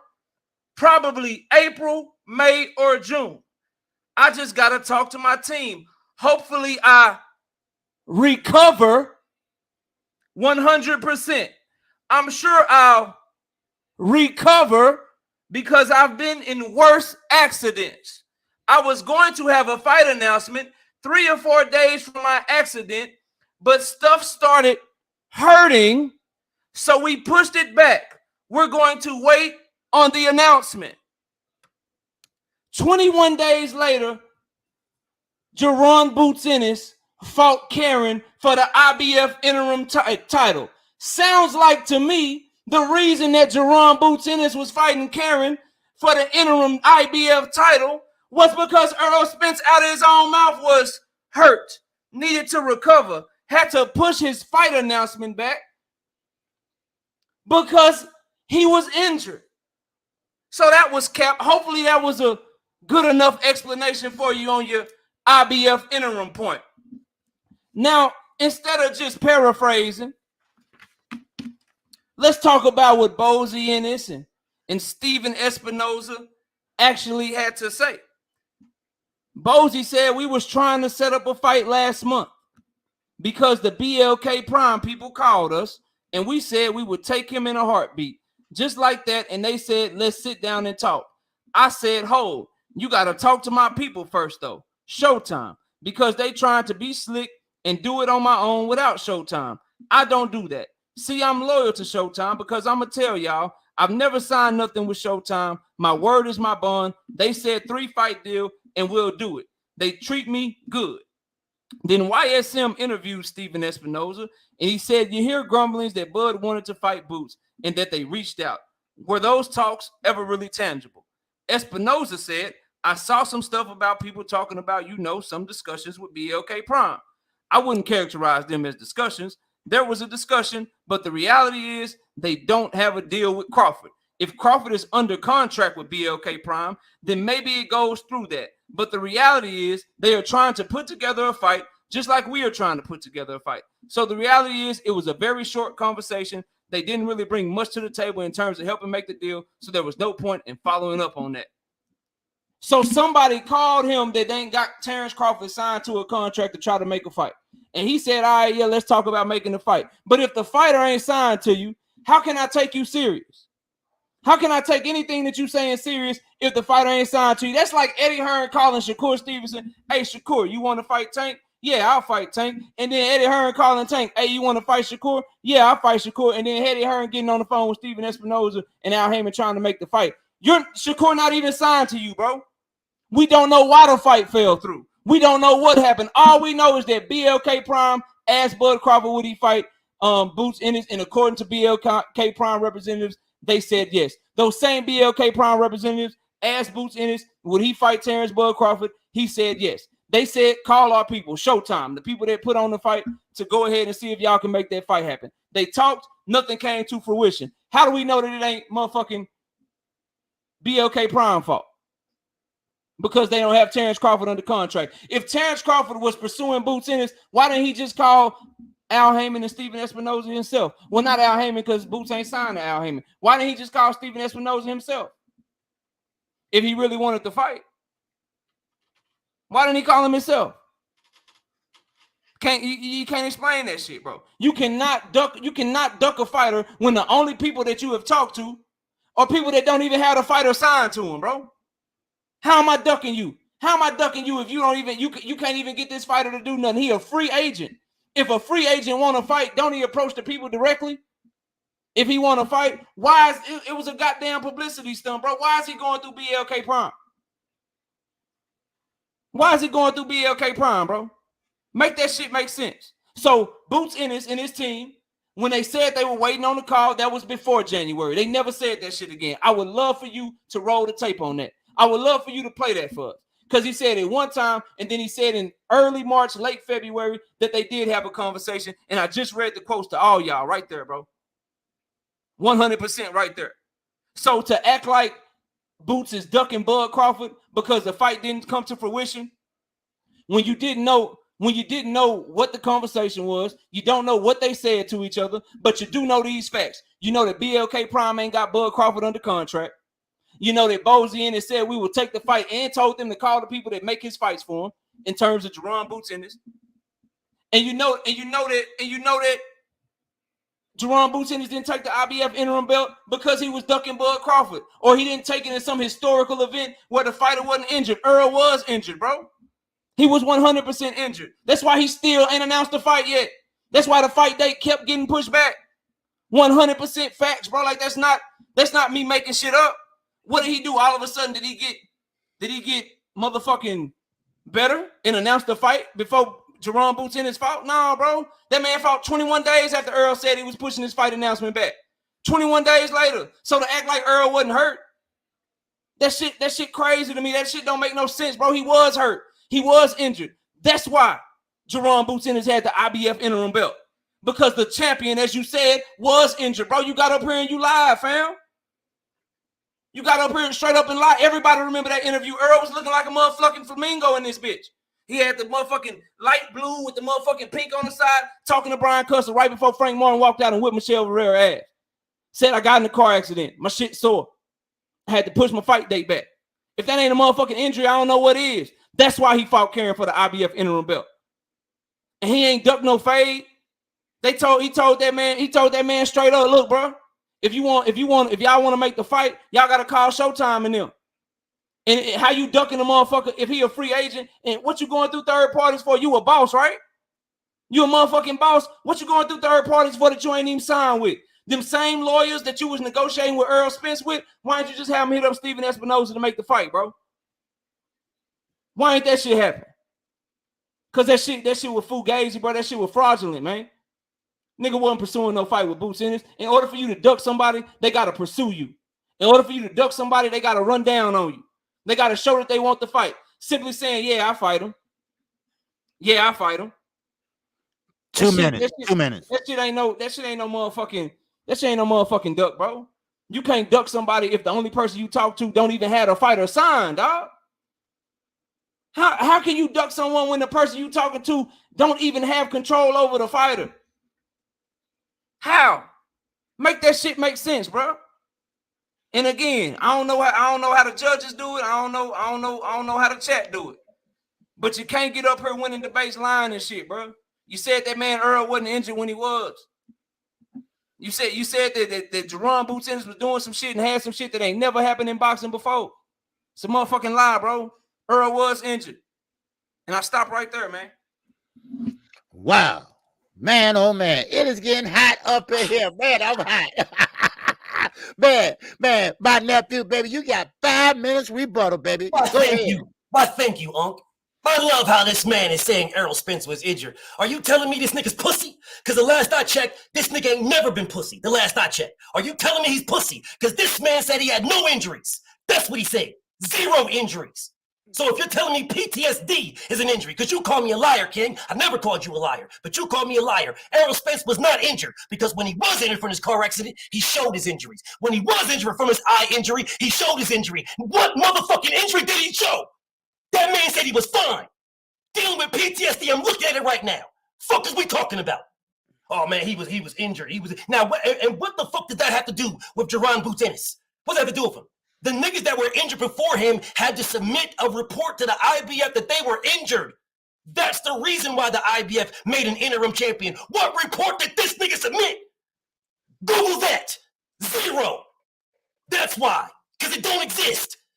That's the reason why the other 2 fighters before him, before Boots Ennis got the interim belt, they submitted injuries. They submitted them the same way Devin had to submit, the same way everybody else had to submit when they got injuries. You have to submit to the IBF so then their board can vote on the motherfucking IBF interim champion. Stop the cap, KO, and you know it. This man was not injured at all. And as a matter of fact, when he did that interview that you're talking about, no one even knew he had a car accident because he said I had an accident 3 weeks prior. But whatever. Past all that. I'm guessing this man forgot the timeline that I laid out. I'm guessing he forgot this. I'm guessing he forgot that I said, this man, Bozy, because y'all keep talking about everybody speak for everybody else. Bozy speaks for Boots. Bozy asked, why didn't I get the call? He got a call. You just blew right over that. He got a call. The man got a call. Regardless if you say, why didn't they call Steven Espinoza right away? He was on the phone. What are you talking about? If Terence Crawford ain't got no motherfucking, he's his free agent, are you telling me that Steven Espinoza couldn't told that punk ass nigga, stay on the phone? Get BLK the fuck out of here and stay on the phone? Cap. He could have told that man, bro, I can't deal with BLK. that you stayed on the phone. Or give me a number and I'll call you. Nothing. The man did nothing. Nothing. So are you telling me that Boots is okay with that? So Boots is okay. Well, like you said, put the guys that run my career. Steven Espinoza. I can't say Al Heyman. I say Steven Espinoza was there. He was on the phone call. Are you telling me that Boots and Bozy is okay with Steven Espinoza being on the phone call and not knowing what the fuck happened? They're okay with that? He ducked that man. He could have said, Steven Espinoza, what happened? No, fuck that. No. I want that man. I want that. And like I said again, he did not have to accept the interim title. That is a motherfucking fact. That is not a debate. They didn't force that shit on him. They didn't say, oh, you fighting and you better take this, boy. No one forced that. No one. It ain't a real belt. It is simply a mandatory position. But when you take it, it removes you from other sanctioning bodies. He did not have to take it, and he would have been in the same position, as a matter of fact, a better one, because we wouldn't even be talking about Rocha. We wouldn't be worried about Rocha having to step the fuck aside. It would be Boots that would have to step the fuck aside, not Rocha. But he removed himself from that. And you're trying to tell me that was Steven Espinosa's fault too, or someone else's fault? No, that was his fault. No one told that man, you will take this. You must take this. You take this or else. No one. He took it willingly, knowing good and goddamn well that when he did, it would remove him from everywhere else. Virgil Ortiz was number 1. He was number 2 in the WBO.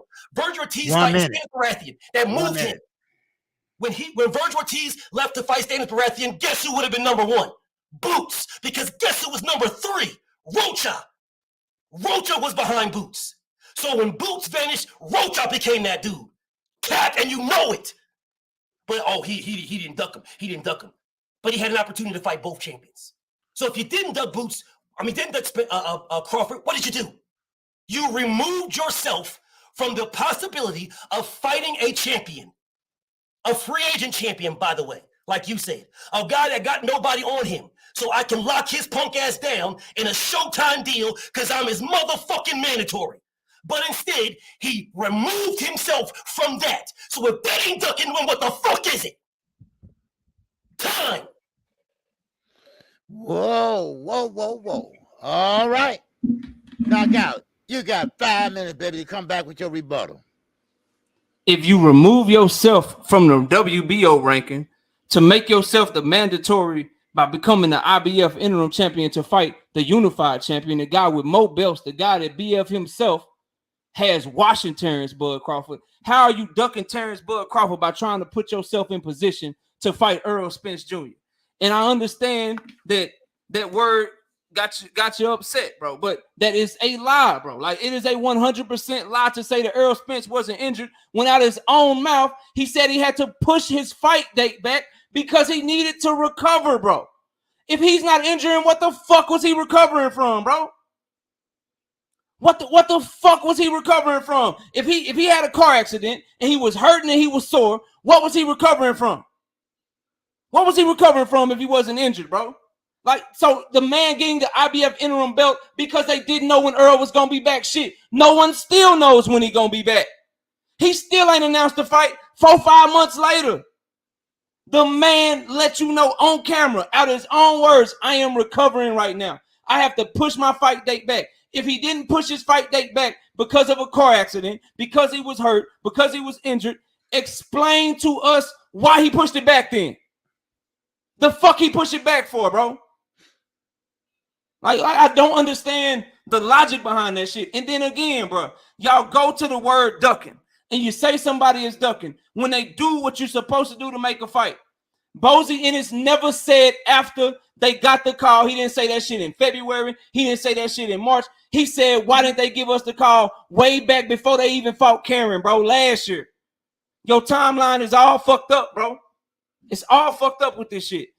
After that shit, when he said they got the call, he said that he told them to call Steven Espinoza because he thought BLK Prime was doing some janky shit, trying to go around who he got to deal with.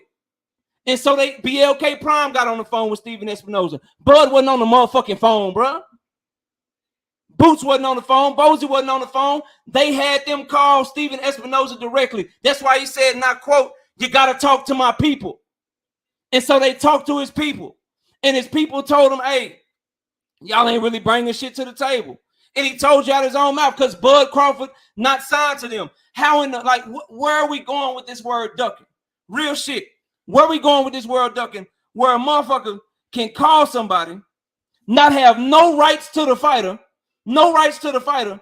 You call somebody saying you trying to make a fight for a fighter that you ain't got no rights to.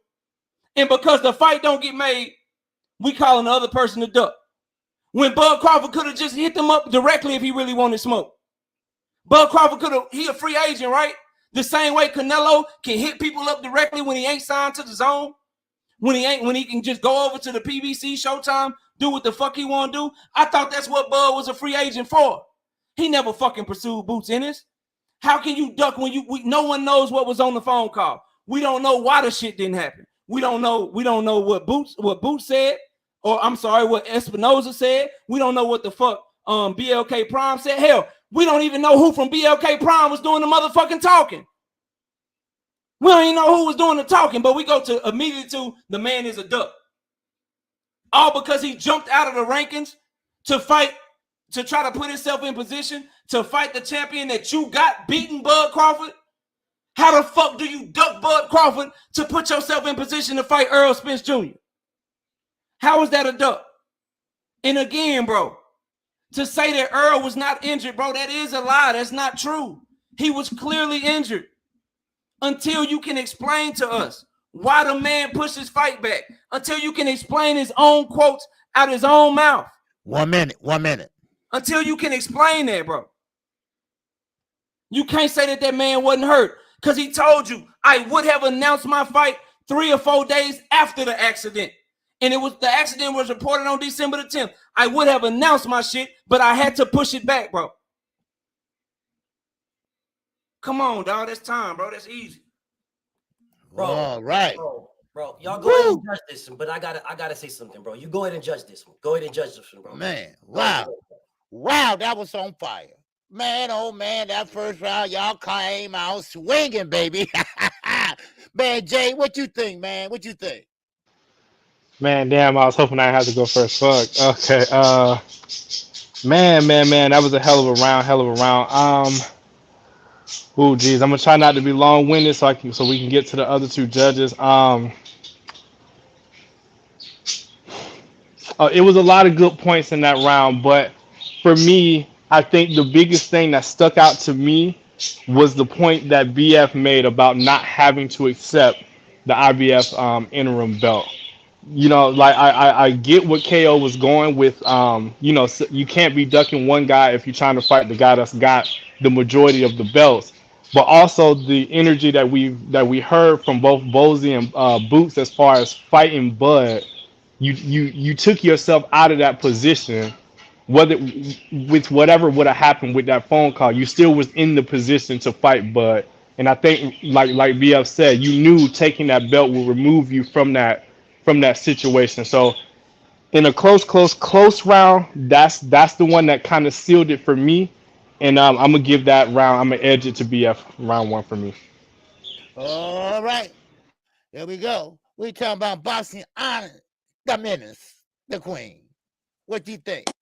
KO, you had me at first, and I was like, this is great delivery. You had some excellent points, but I'm not here for the generalized boxing. I'm here for this right here. And to impress me, you had to hit me with this right here. And BF's rebuttal, I thought she was going to come out with a little bit more schmooze on your rebuttal. It was real calm and relaxed. You delivered some really great points, but I wanted to be hit right this. So I next round, you did it. I need you to bring this right here next round because BF got it for me on this one because he hit me with this right here. All right. There you go. All right. Nick J. What it go? What it do? Okay, I gotta come on camera for this one because goddamn it, y'all came out swinging. Oh, okay, so this man, look. So okay, very hard round to judge, very difficult round to judge. But there were two things that stood out. And for me, I know you're going to understand this when I say it. We all up here are big sports fans, and we all know the difference between being hurt and being injured. And you took up a lot of time, KO, talking about EJ being injured. That rebuttal ended all of that for me. The rebuttal deaded all of that. We all know what being injured is. We all know what being hurt is. He was in a minor, and it wasn't minor, but he did say he was in a car accident, but he absolutely did come back and say he played it down. And I'm talking about EJ. EJ did not, say he was so injured. Maybe he was a little sore, but that's not the same as being injured. So for me, the rebuttal was it for me. That was huge. And you never did really come back and rebut that they actually did have a phone call when they said publicly that nobody called them. It may not have gone the way they wanted it to go, but they actually did have a phone call. So for those two reasons, that's a BF round. All right. We are going into the second round. And the question... I wanted to go ahead. I wanted to make sure that y'all, brother, I understand. Never mind. I'll call you. Never mind. We good. Go ahead. All right. Okay, KO, your sound went out.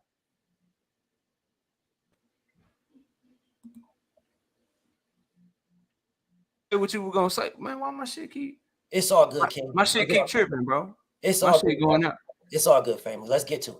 Okay, go ahead. Next question. I'll put the next question up there for me, KO. Hold on. All right, KO. Did everyone duck Devin Haney? 10 minutes, baby. Did everyone duck Devin Haney? Hell no, everybody ain't duck Devin Haney. You know what I mean? And this is what happens, bro, with a lot of Devin Haney fans or a lot of people that come up here and try to debate me on Devin Haney. And then when we choose these topics, it's always a lot of extra sauce, right? It's always a lot of extra sauce. It can't never be, did this person duck Devin Haney, or did that person duck Devin Haney, or was Devin Haney just avoided? You know, he like last week, it got to be blackballed too. And in this case, it got to be everyone ducked Devin Haney. All right, well, if everyone ducked Devin Haney, how the hell he got 29 fights at lightweight? He only fought at lightweight. Everyone means every person. That's the definition of the word. Everyone means every person. So if you got 29 fights at lightweight, how is everybody ducking you at the same time? You wouldn't have no fights if everyone was ducking you if we go by the definition of the question. How did he, since he became champion, he got Santiago, he got Gamboa, he got Linares, he got JoJo on his resume. How are you ducking? How is everyone ducking you if you got all these fights on your resume? Then let's go to Shakur Stevenson. Because I've heard BF say that Shakur Stevenson ducked Devin Haney in a recent live that he did. I've heard him say it. And it may come up, and while we're on everyone. Well, this is what I know about the Shakur Stevenson situation. I know that Devin Haney don't believe Shakur Stevenson is ducking him. I know that for a fact. I know Bill Haney don't believe that Shakur Stevenson is ducking him. Devin Haney said, we have said we are going to meet up and it's going to happen. It's going to be for everything. I'm not ducking no smoke. You're not ducking no smoke. That's why I hate that it's up for question.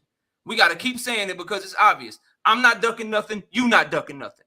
I told you the same thing. I text your phone. You text my phone. We are going to meet up behind closed doors, no media, no camera. We said we are going to meet up and we are going to fight for everything. Bill Haney on the situation said, Shakur is already an elite fighter. He's worth negotiating and making the fight happen in the weight class. Potentially, it could be at 135, but it could be at 140, 147. It's a big fight. So that's a fight that probably won't need a belt. He also said those two guys have risen to a respectable level in the sport. So whenever they cook, it's going to be good. It'll be for something, I'm sure, but it is what it is. I know at 135 pounds, Devin has all the belts. So if it was Devin staying back for a fight, it would be for that. Going up to 140 or 147, I don't know what. If Devin goes up to 140 and looks to become undisputed, and Shakur looks to become undisputed at 135, Devin moves up to 147, and Shakur looks to become undisputed at 140. They plateau out where there's no more growing at 147, and 147 being the money division, the smaller guys, it just looks like a super fight at 147 on a level playing field. How the fuck can you duck somebody that ain't even trying to fight you right now? How is it possible? Two things, two key points. How is it possible for you to duck a fighter that's saying he want to fight you in another weight class and not right now? That's point one. Point two, how can you duck a fighter out his own mouth who said you not ducking him? It's like this Terence Crawford shit sometimes. How Terence Crawford can say Earl Spence ain't ducking me. I know he wants to fight as bad as I do, but then you still hear Terence Crawford fans saying, oh, Earl ducking him.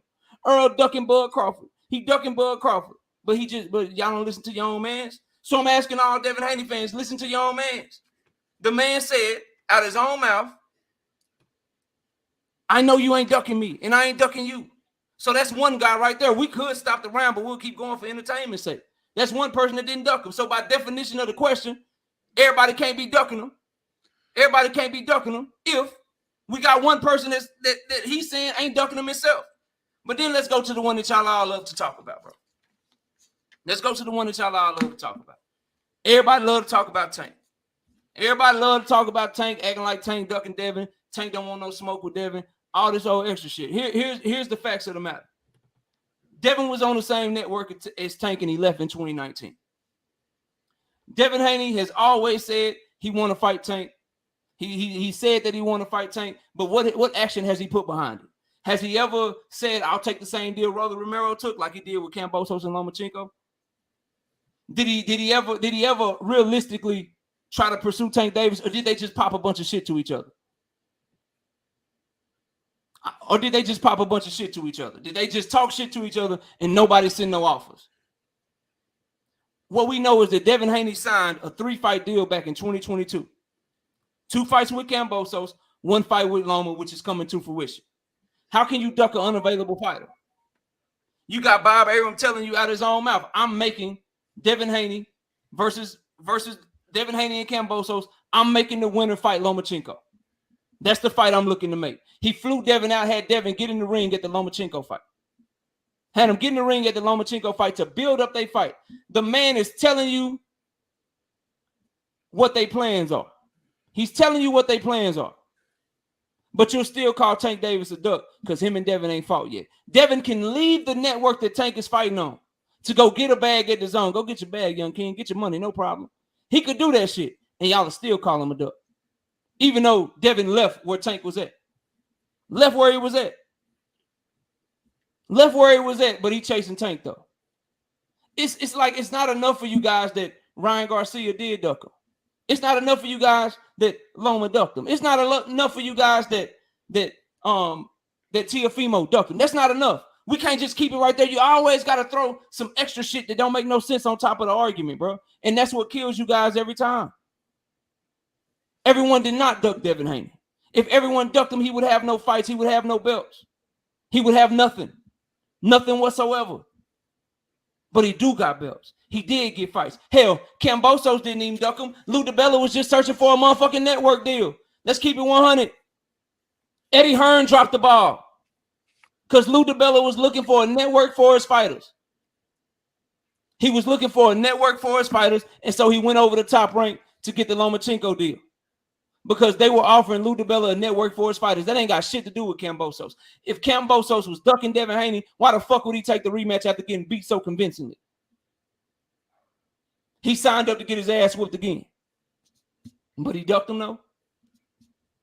Fact of the matter is, after Kambosos fought in a unification fight, his very first fight, once he defended his belts, was against Devin Haney.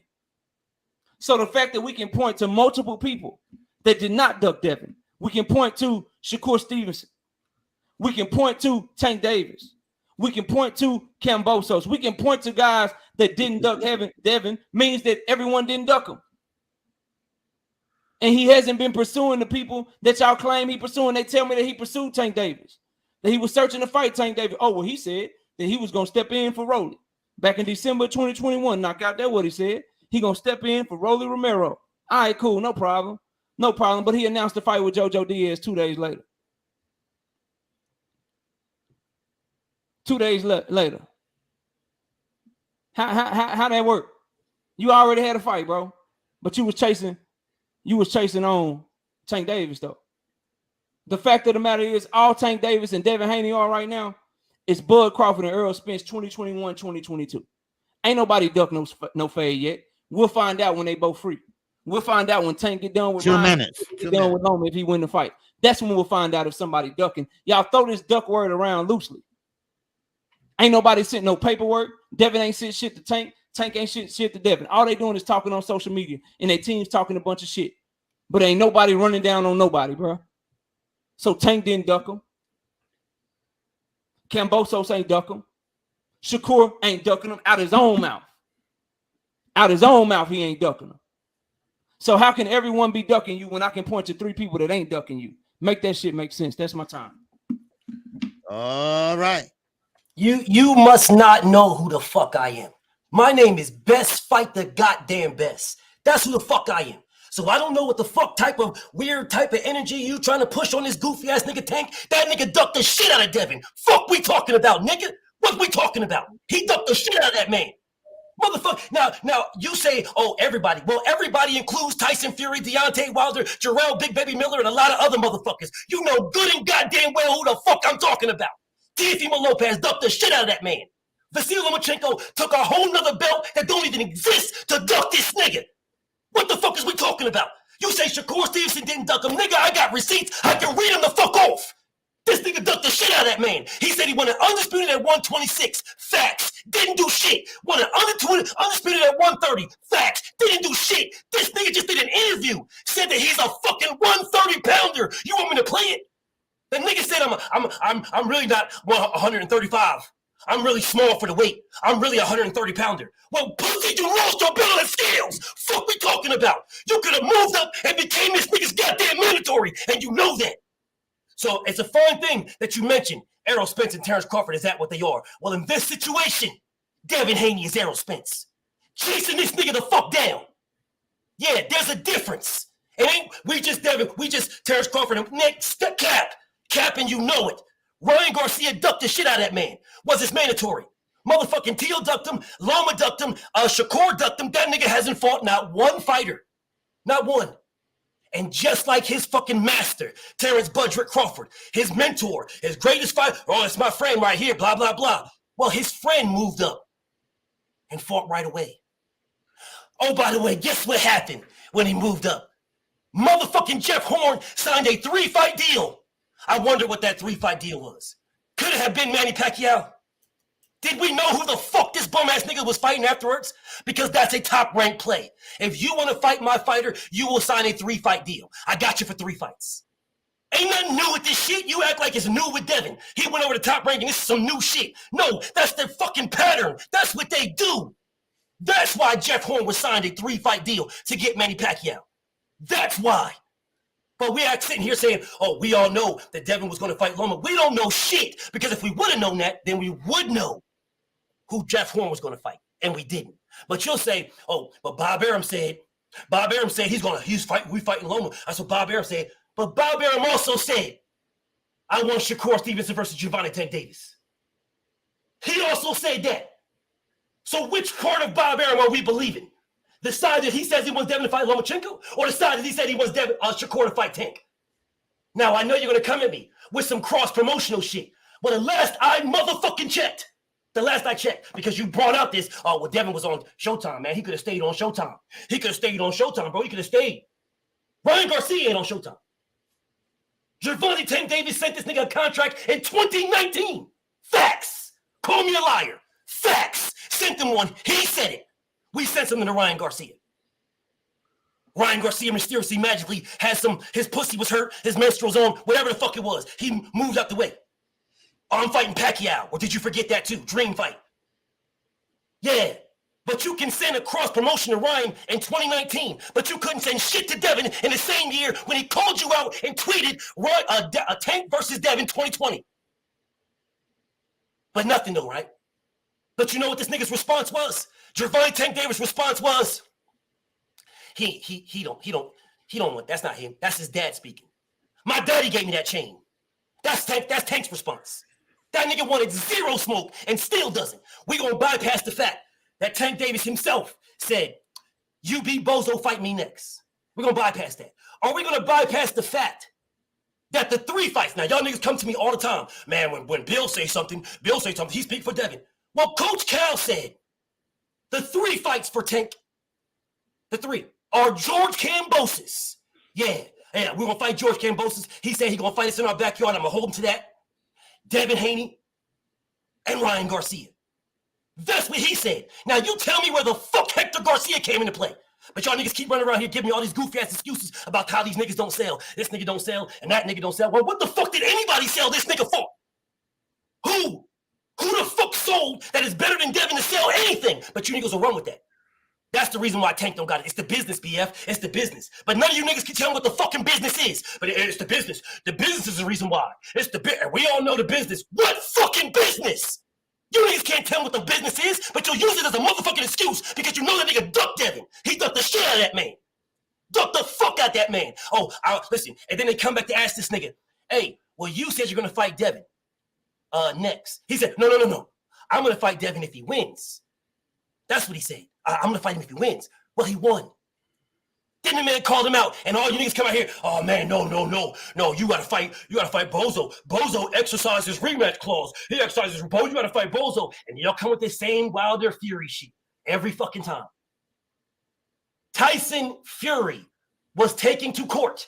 I don't give a fuck if you like it or not. I don't care if you say, well, I don't like my fighters, I got more integrity. I don't give a fuck about that. He was taken to court to get that. This nigga said, I will drop the belts to fight you. This whole ass nigga Tank didn't even give this nigga a chance to take him to court. No. Didn't say shit, as a matter of fact. He didn't say a fucking thing. He said nothing. You niggas, all niggas on this internet. Oh, wait, he gotta fight this rematch for Bozo. It's Bozo, because y'all niggas is scared just like that nigga is. Oh, yeah, for Bozo, because you gotta just rematch. We all know Luma's next. But what about the long one? This nigga could have been sent Devin a contract. Nigga, we in 2023. This nigga said 3 fights, doing it 3 fights. He could have did that shit years ago. That man's the A-side to everybody. Devin don't send shit to him. He sends to Devin. You know this. Stop the cap. You know the A-side dictates terms. The A-side sends to this. You just did a video talking about, oh, well, Devin won't. He not going to take the rehydration. So because you know the A-side dictates terms. So don't tell me about Devin sending contracts. Tank sends contracts. FYI. That's what Coach Cal said. I'll play it if you want it. That's what he said. Yeah. These guys say they want it. But we'll see when we send the term, when we send the paperwork. We'll see then. Because they all talk like they want it. But when we send something, then we'll see if they really take it. Well, send something, nigga. You ain't send shit. Let me guess. Bozo was different, though. When he called out Bozo. Told Bozo to keep his belts. But your niggas are telling me the belts don't matter in a heartbeat. Still told Bozo to keep his belts. Then why this nigga got a belt? Why he got a belt? Now, I understand. Motherfuckers will tell me in a heartbeat, oh, man, listen, bro, shit, everybody, people just think Tank's the champ. Oh, man, listen, bro, the WBA, he does the WBA. Now, that shit flew. It flew real high and bright. That duck flew high and strong. It took the north wind all the way around this bitch until the motherfucking Daniel Dubois was ordered to fight. The WBA champion Daniel Dubois was ordered to fight Usyk. Yeah. Usyk just won his motherfucking belts. Yeah, he didn't just... That motherfucking Tank Davis won his shit when? 2021-ish? They still haven't mandated this nigga to unify those belts. Yeah. 2 minutes. Yeah. We'll just leave that out. Now, I'm not going to go with what I know because I can't tell you how I know it, but I'll keep it like that.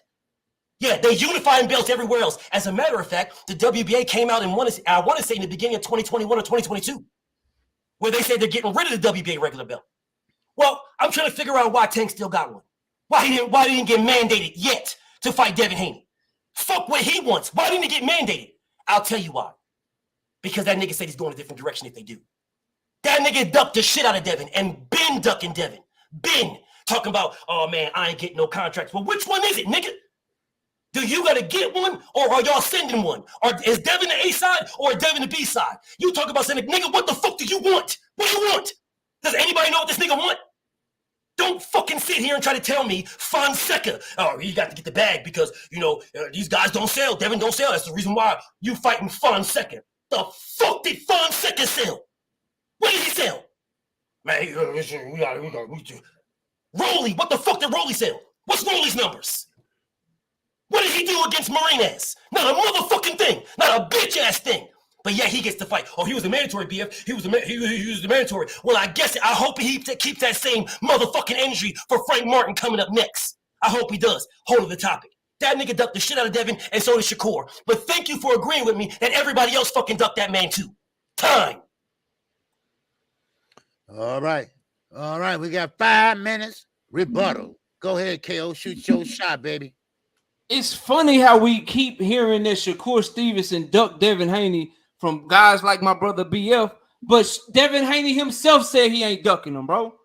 Like that there's no way around that shit. Address that for the people while you're in the middle of your rebuttal. Like Devin Haney himself says, I'm not ducking you, you not ducking me. Neither one of us is ducking, and I hate that I even have to speak on it. So if Devin Haney don't believe that he ducking, how the fuck can you make the argument that he ducking? So that's Shakur Stevenson. Now let's get to the Tank shit, bro. Because this shit getting old. Y'all keep leaving shit out. Tank did not say fight me next.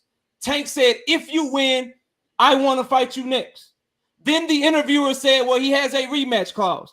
Then he said, oh, and dropped the shit. Y'all keep acting like Devin Haney could do what he want.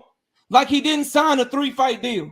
Like Bob Arum didn't tell y'all that he was taking the rematch clause. Like Kambosos didn't say the night that he fucking lost to Devin Haney, George Kambosos said, I'm taking the rematch clause. A week later, Lou DiBella said, yeah, we're going to take that rematch clause. How can you duck a fighter that's unavailable to fight you, bro? How can you duck a fighter? How can you argue that someone is ducking when the fighter himself that you arguing for says he's not ducking? So we got rematch clauses. We got shit that Devin Haney is tied up to. You brought up Tyson Fury and Deontay Wilder. When you hop in your rebuttal in the middle of all that yelling, can you please tell us the one time that a fighter got out of an immediate rematch clause?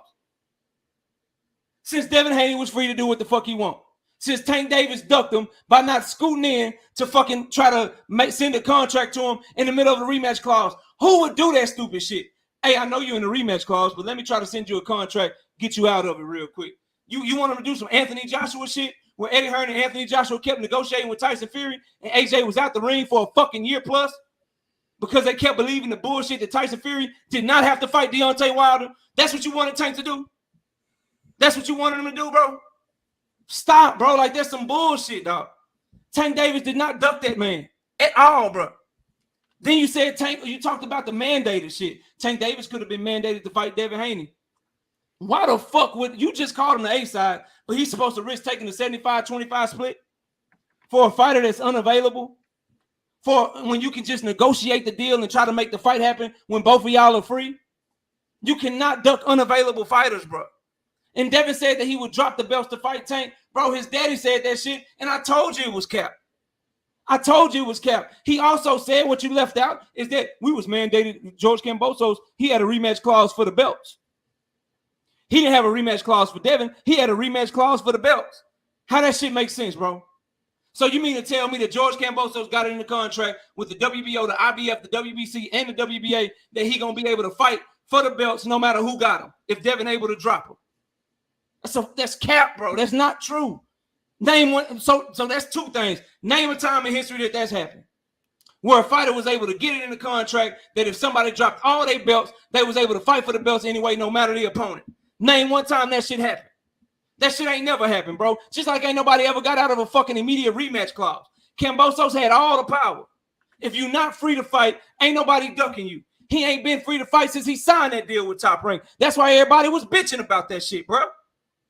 That's why didn't nobody want him to take the deal. Me, I wanted him to keep his freedom. Straight up and down, bro. That shit is very, very nonsensical to say that Tank Davis ducked a man who had a rematch clause and who his promoter, Bob Arum, said that he was going to fight Lomachenko. You said Bob Arum also said Shakur and Tank. Bob Arum caps when it's another fighter under another platform. But when he talking about some shit he got control over, when he talking about some top rank business, is rarely wrong. He is rarely wrong. And when he said that Devin Haney and Lomachenko was going to fight, he turned out to be right. When I told y'all Devin wasn't gonna drop not a motherfucking belt because he worked so hard and he practically begged us not to let Kambosos rob him of the opportunity. When I told y'all that shit, he didn't drop them motherfuckers. And he still ain't dropped them bitches to that day. Tank ain't ducking no motherfucking Devin Haney, and neither is Shakur Stevenson. So I'll wrap with this since I got 1 minute, bro. You can't say that somebody is ducking a fighter when the fighter himself say that same fighter ain't ducking him. Devin said Shakur ain't ducking him, case closed. Just like Bud said Earl ain't ducking him, case motherfucking closed.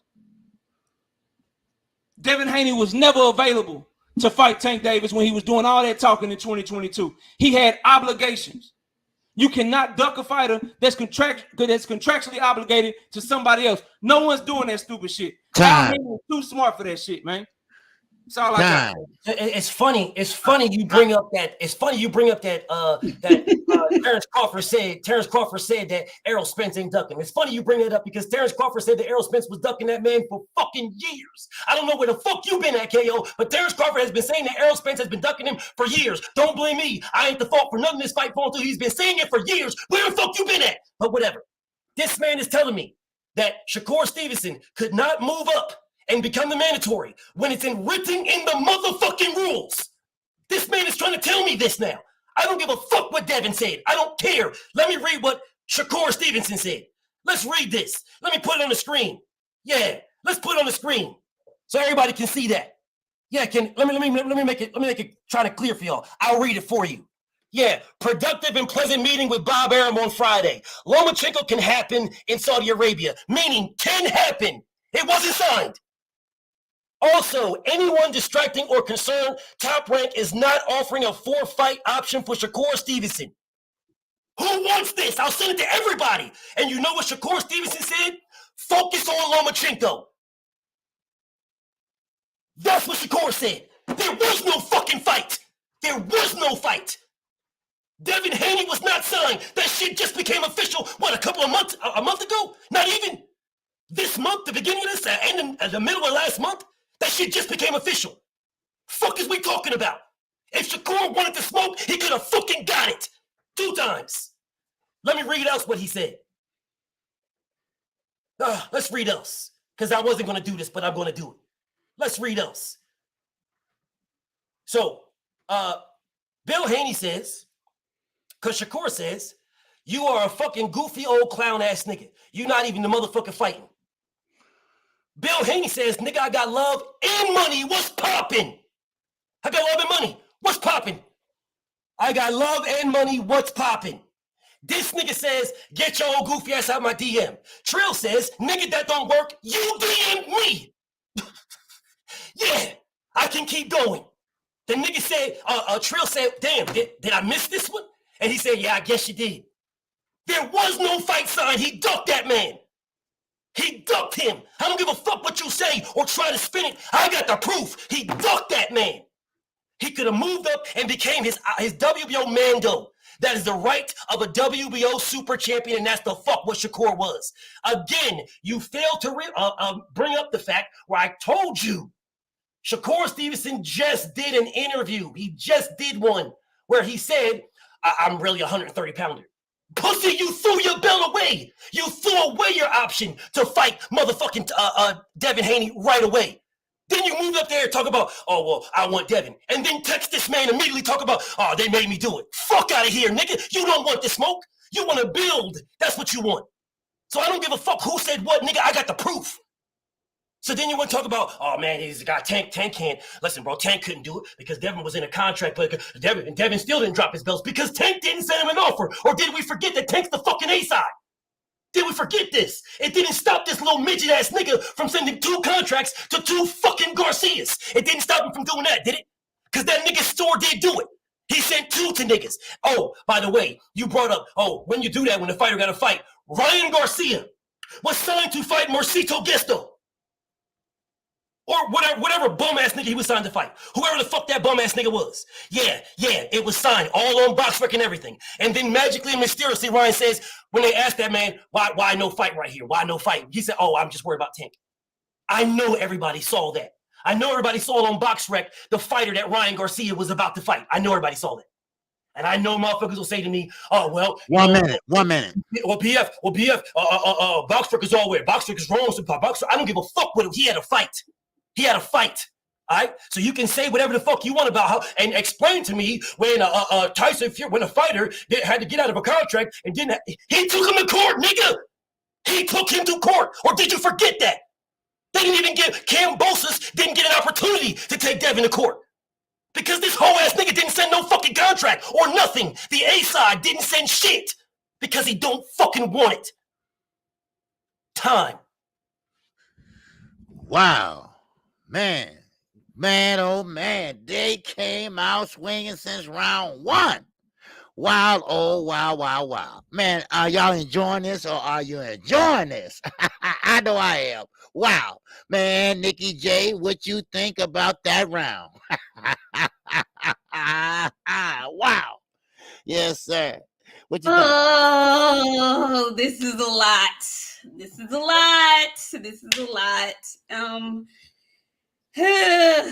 So I'm gonna just be honest. I wasn't a fan of the wording of this question because I knew the wording of this question would be instrumental to who I had to give my vote to, solely based on the wording of this question. Did everyone duck Devin Haney is the question. And everyone, who do we mean when we say everyone? To me, that's kind of open-ended. Are we talking about everyone at 130? Are we talking about everyone at 135? Are we talking about everyone at 140 now? Like, who are we talking about? So that left a lot to be desired for me as a question being asked. Because it was asked that way, I have to go ahead and give this round to KO. I'm not happy about it because I don't like the wording of the question.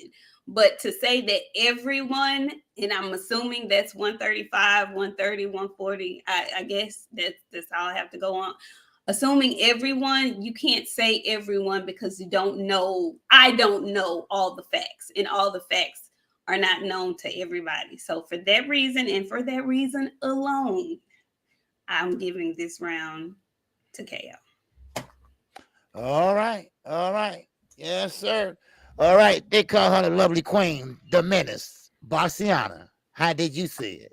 You know, I'm here for this right here. And I actually, like my friend said, the wording of this was kind of, it would throw you off. And BF, he come real strong. And KO, he was calm this round. He delivered the things that need to be said. So I'm going to make my response short and sweet because I got a whole list of shit because I've been taking notes. But I'm going to give this round to KO because everyone ducking Devin Haney is a thing. So I'm going to go with KO this round.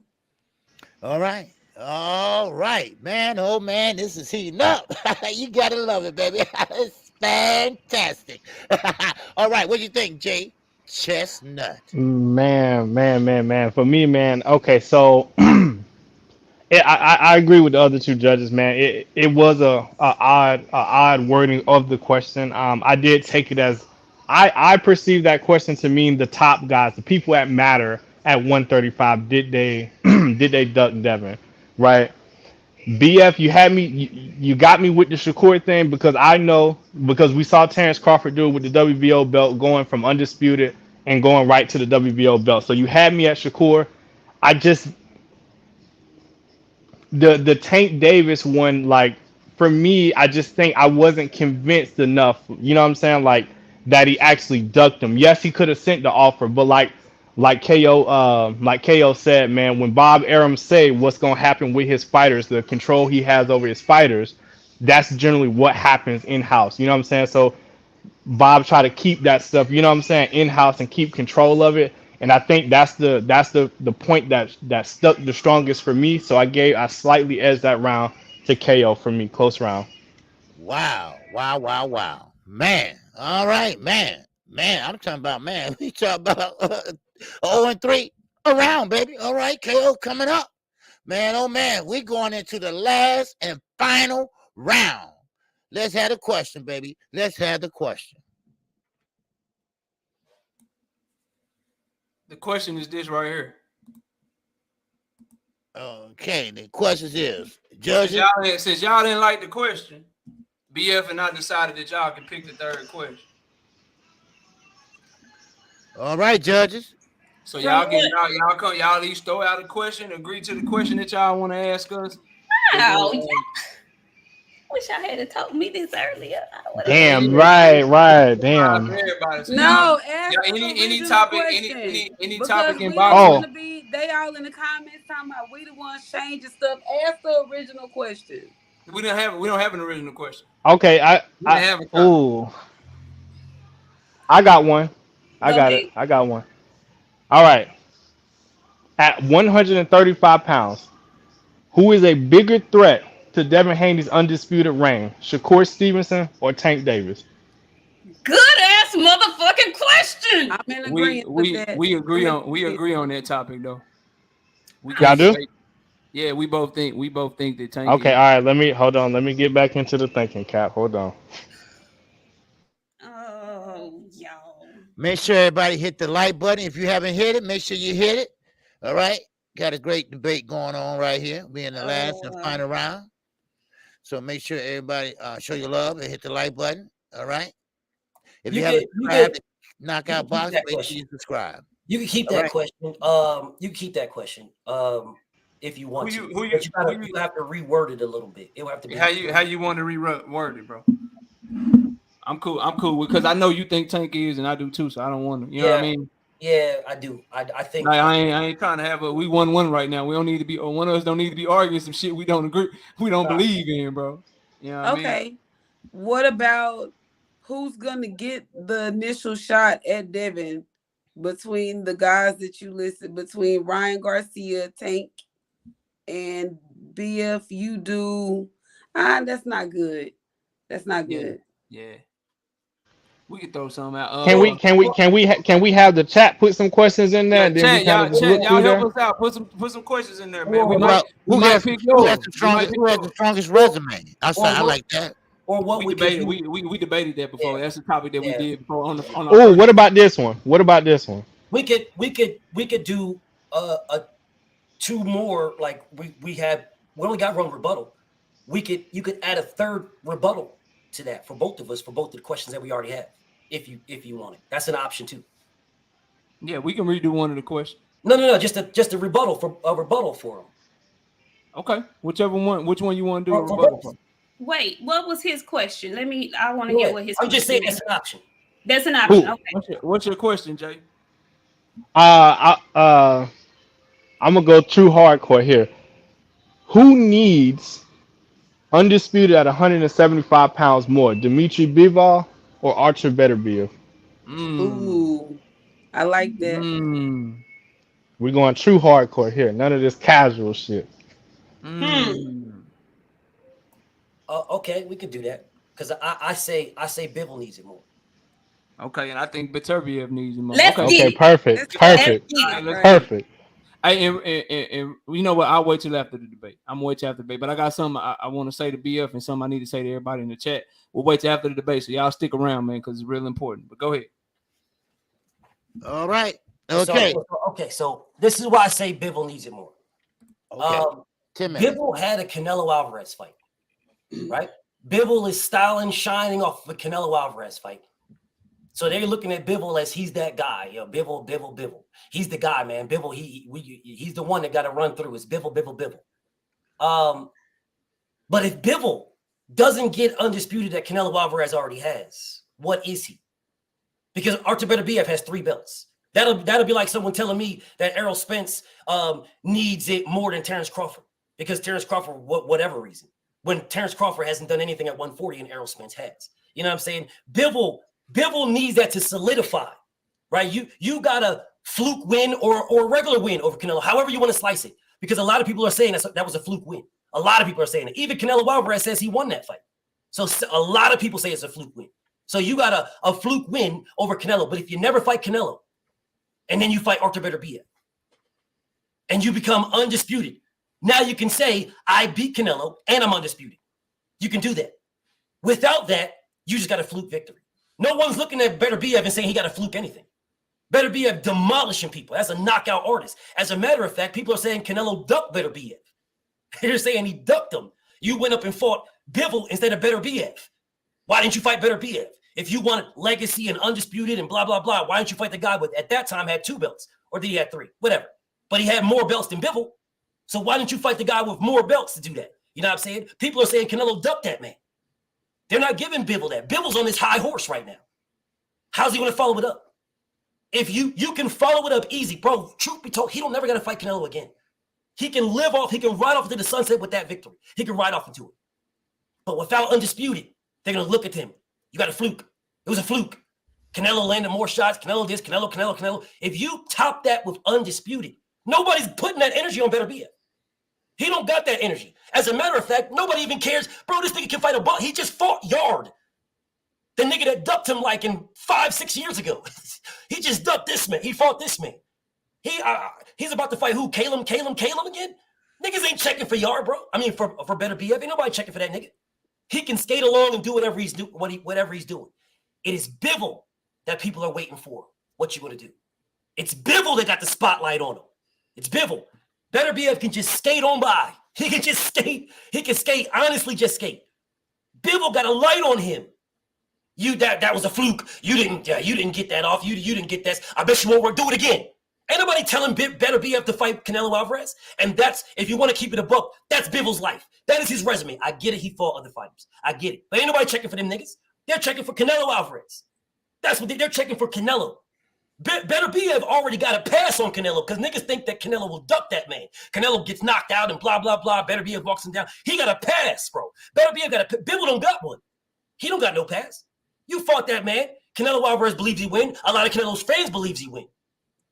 Okay, so now you got to do something now. Now what you going to do? If you don't fight Canelo Alvarez in a rematch, and I hear him talking about, I don't need Canelo. I want undisputed. I hear him saying that shit. Man, ain't nobody believing that goofy ass shit this nigga talking about. Ain't nobody running with that shit, bro. They're like, nah, nigga. No, run that shit back. I don't know any Canelo fan that is not telling him to run that back. I don't know any. I'm not saying they don't exist. I don't know any. Nobody that I know that rocks with Canelo is saying we don't never want to see Bivol again. Never. Never again in life. You know, he's just too good for us. We don't ever want to. No, niggas is like, nah, run that back. Because I think he can get him. I think, as a matter of fact, a lot of us, I'm not going to say you or anybody, a lot of people picked Canelo to beat that man. A lot of people did. So with Canelo being picked to beat him, again, he was picked to duck Beterbiev. He was picked to beat Bivol. If someone needs to solidify anything, he's got 2 options. You can fight Canelo Alvarez in a rematch, or you can fight Beterbiev. That's your 2 options, right? You can't go fighting somebody else and they're going to, oh man, you give him credit for this. Bro, they won't even, I believe they won't even give him as much credit for it. They'll give him credit for Benavidez, but it won't even be as much as if he doesn't fight Canelo Alvarez again, or if he doesn't fight Artur Beterbiev. And really Beterbiev, to keep it a buck, because he can solidify his legacy. He can cement it, right? He gets that undisputed from Beterbiev. Now it's like, because people are still looking at him like, bro, you can't beat Beterbiev, though. You can't fuck with Beterbiev. Ain't nobody saying that shit, bro. Well, let me not say nobody. The overwhelming majority of people are believing Beterbiev demolishes this man, right? If you want to do a percentage, I guarantee you the percentages are higher that Beterbiev demolishes this man than Bivol beats him. Because you didn't knock out Canelo Alvarez. You didn't stop. You're supposed to be the bigger man. Why you stop Canelo Alvarez? So how are you going to stop Beterbiev? A monster, a guy that can box and punch all knockouts. Nah, bro. Get this smoke over here. You got to get this. Nobody checking for Beterbiev like that. Ain't nobody pressing Beterbiev to do nothing. No one, still to this day, ain't pressing him to do nothing. They ain't pressing him nothing. The only person that got any pressure at all, whether it's to fight Canelo or undisputed, but specifically, the only person that got that is Bivol. He's the only one that got pressure at all. Niggas ain't checking for Beterbiev. Where's the articles and interviews of motherfuckers checking for Beterbiev to do something? Them shits is null and void, non-existent, nothing. But mention Bivol is a whole different story. The spotlight is on that man. His next move is the one that's being checked. His next move is the one that people want to say, your next move is your best move. What are you going to do? It's his next move. It ain't Beterbiev. Beterbiev is fine coasting. He's fine where he's at. He's got 3 belts. If it never happens, he can say I was a unified champion. Can Bivol say that? No, he can't. That man's had 1 belt, period. He can't say I'm a unified nothing. He can't skate up. What, are you going to skate up Sunset, say you beat Canelo Alvarez, and that's it? That's all you got? No, he needs to do something more. Your next move is your best move. What's his next move? Now, he don't got to fight Canelo if he fights Beterbiev. But if he don't fight Beterbiev, he got to fight Canelo. Who the fuck has got that pressure for Beterbiev? If Beterbiev don't fight Bivol, who the fuck he got to fight? No one cares. Ain't nobody checking for that shit. No one is checking. This nigga can fight Bozo the Clown and nobody would care. Knockout number 21 or 20. Nobody would care. This man can fight James Buster Douglas right now. Knock this man out and they be like, hey, man's still undefeated. Undefeated, knockout artist, all knockouts. Man, Bivol can't do that shit. You fought Canelo. You raised your status. You elevated yourself. You are the Canelo killer. You're the Canelo conqueror. You need to do something, bro. You're either fighting Canelo or you're going to undisputed. There's your options. You can might sprinkle in Benavidez. You might be able to do that. But the bottom line is, nigga, you elevated who you are. You can't sit on the sideline and coast. And the nigga was coasting all this time. He was coasting. Nobody was checking for that man. The only reason why his status was elevated because Canelo picked that man. And if he would have picked Beterbiev and Beterbiev was successful, then that Beterbiev would be the one that has the pressure on him because Canelo picked him. His status would have been raised. He would have been elevated. He's the one that's your next move is your best move. Yeah, well, your next move would have to be somebody. It would either be Canelo rematch or a unification undisputed with Bivol. But since that's not the case, it is clearly Bivol. The spotlight is bright on this man. What you gonna do, Cletus? It's on you. Ain't nobody asking this man what Bivol Beterbiev gonna do. No one's checking for this man. No one.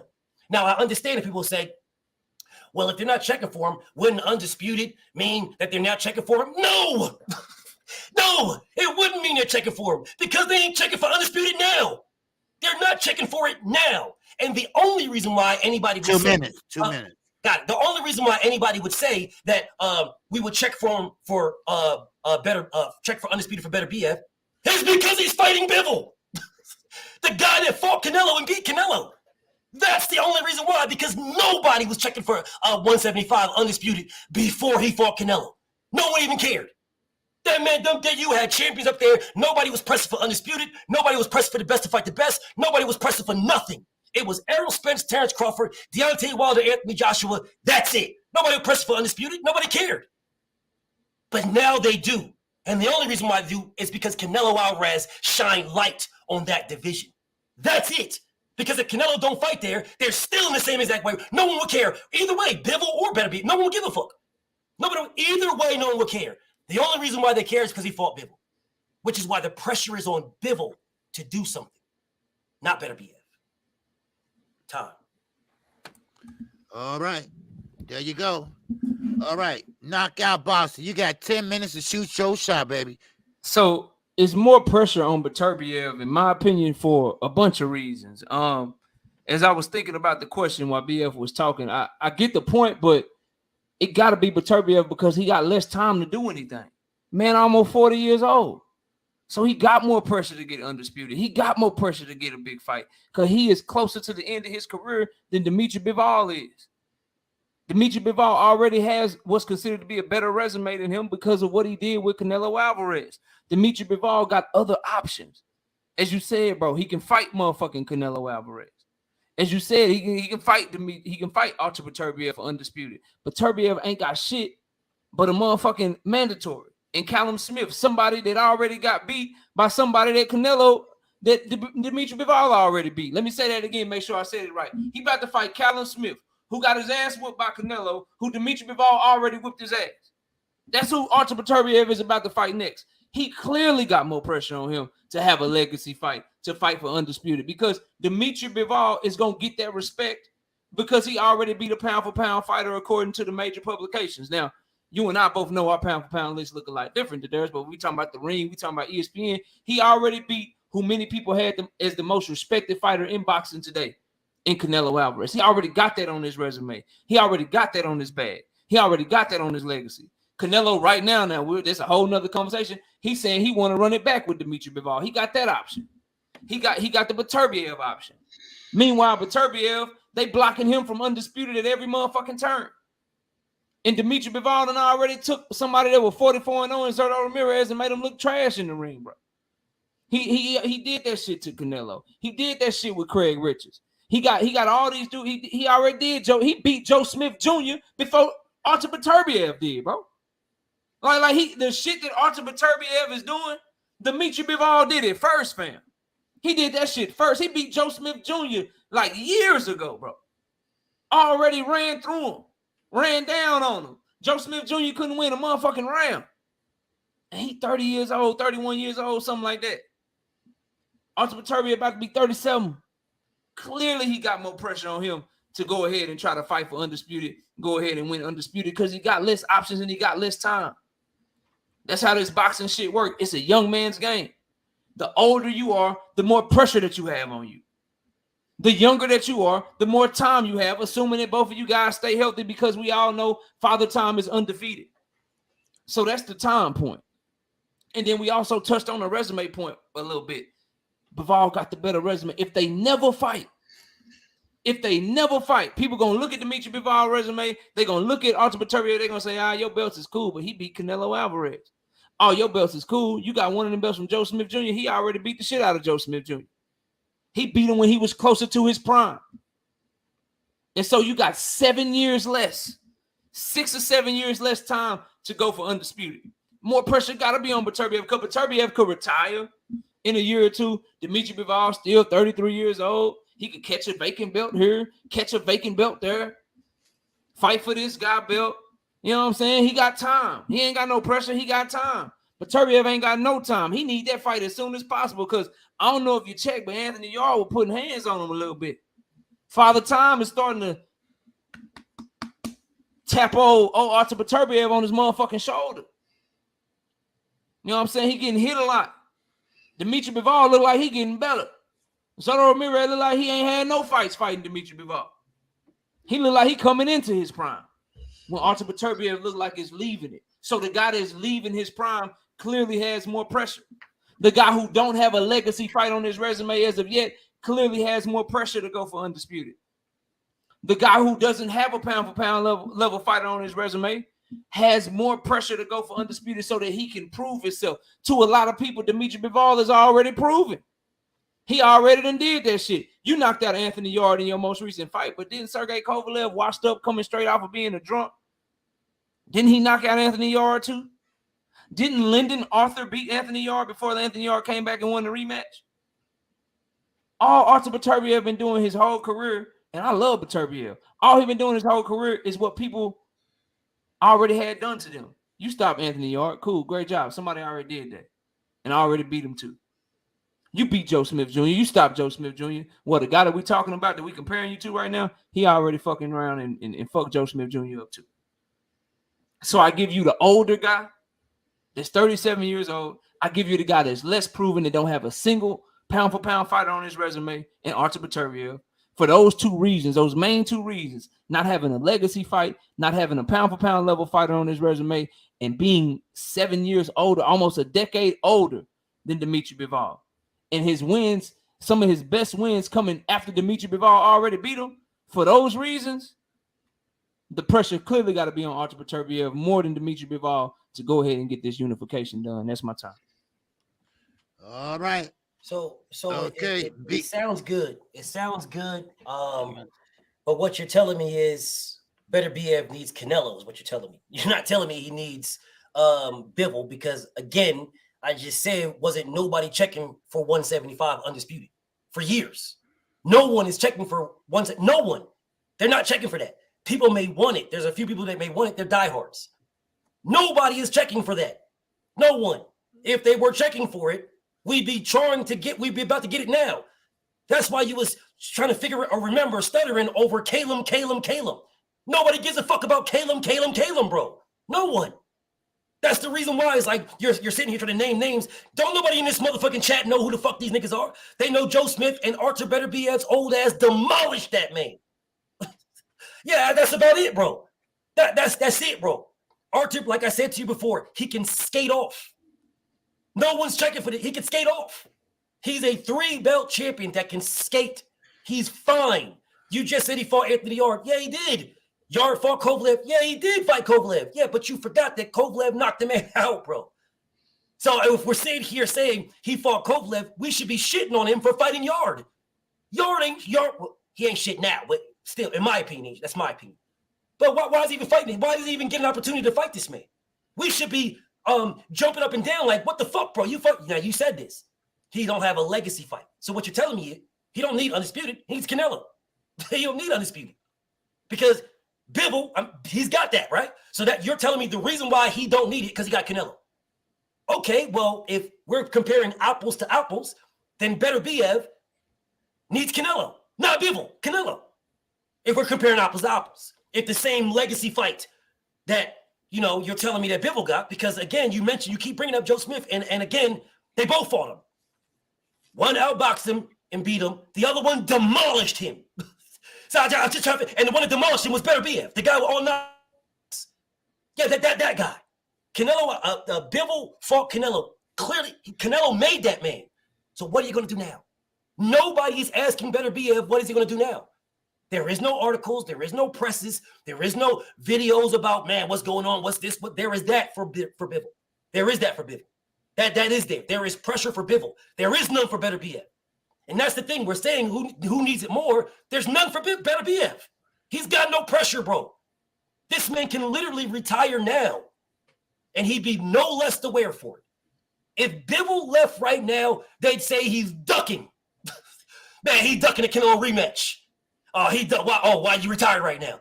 You ducked because Canelo will beat your ass. That's why. You got lucky. Ain't nobody saying anything about that for Beterbiev. He can skate. This is what I'm telling you. We're talking about who has pressure for Undisputed. Beterbiev can skate. He's got zero pressure. Bivol cannot. He cannot at all. You must do something. Okay, you fought Canelo. Got it. What now? This man is about to fight Calum. Where's the outrage? Shouldn't we be like, nah, fuck that. We want Bivol. Fuck that. We want Bivol. No. Where's the outrage? No one gives a fuck. My nigga, Beterbiev could fight you and no one would give a fuck. No one care.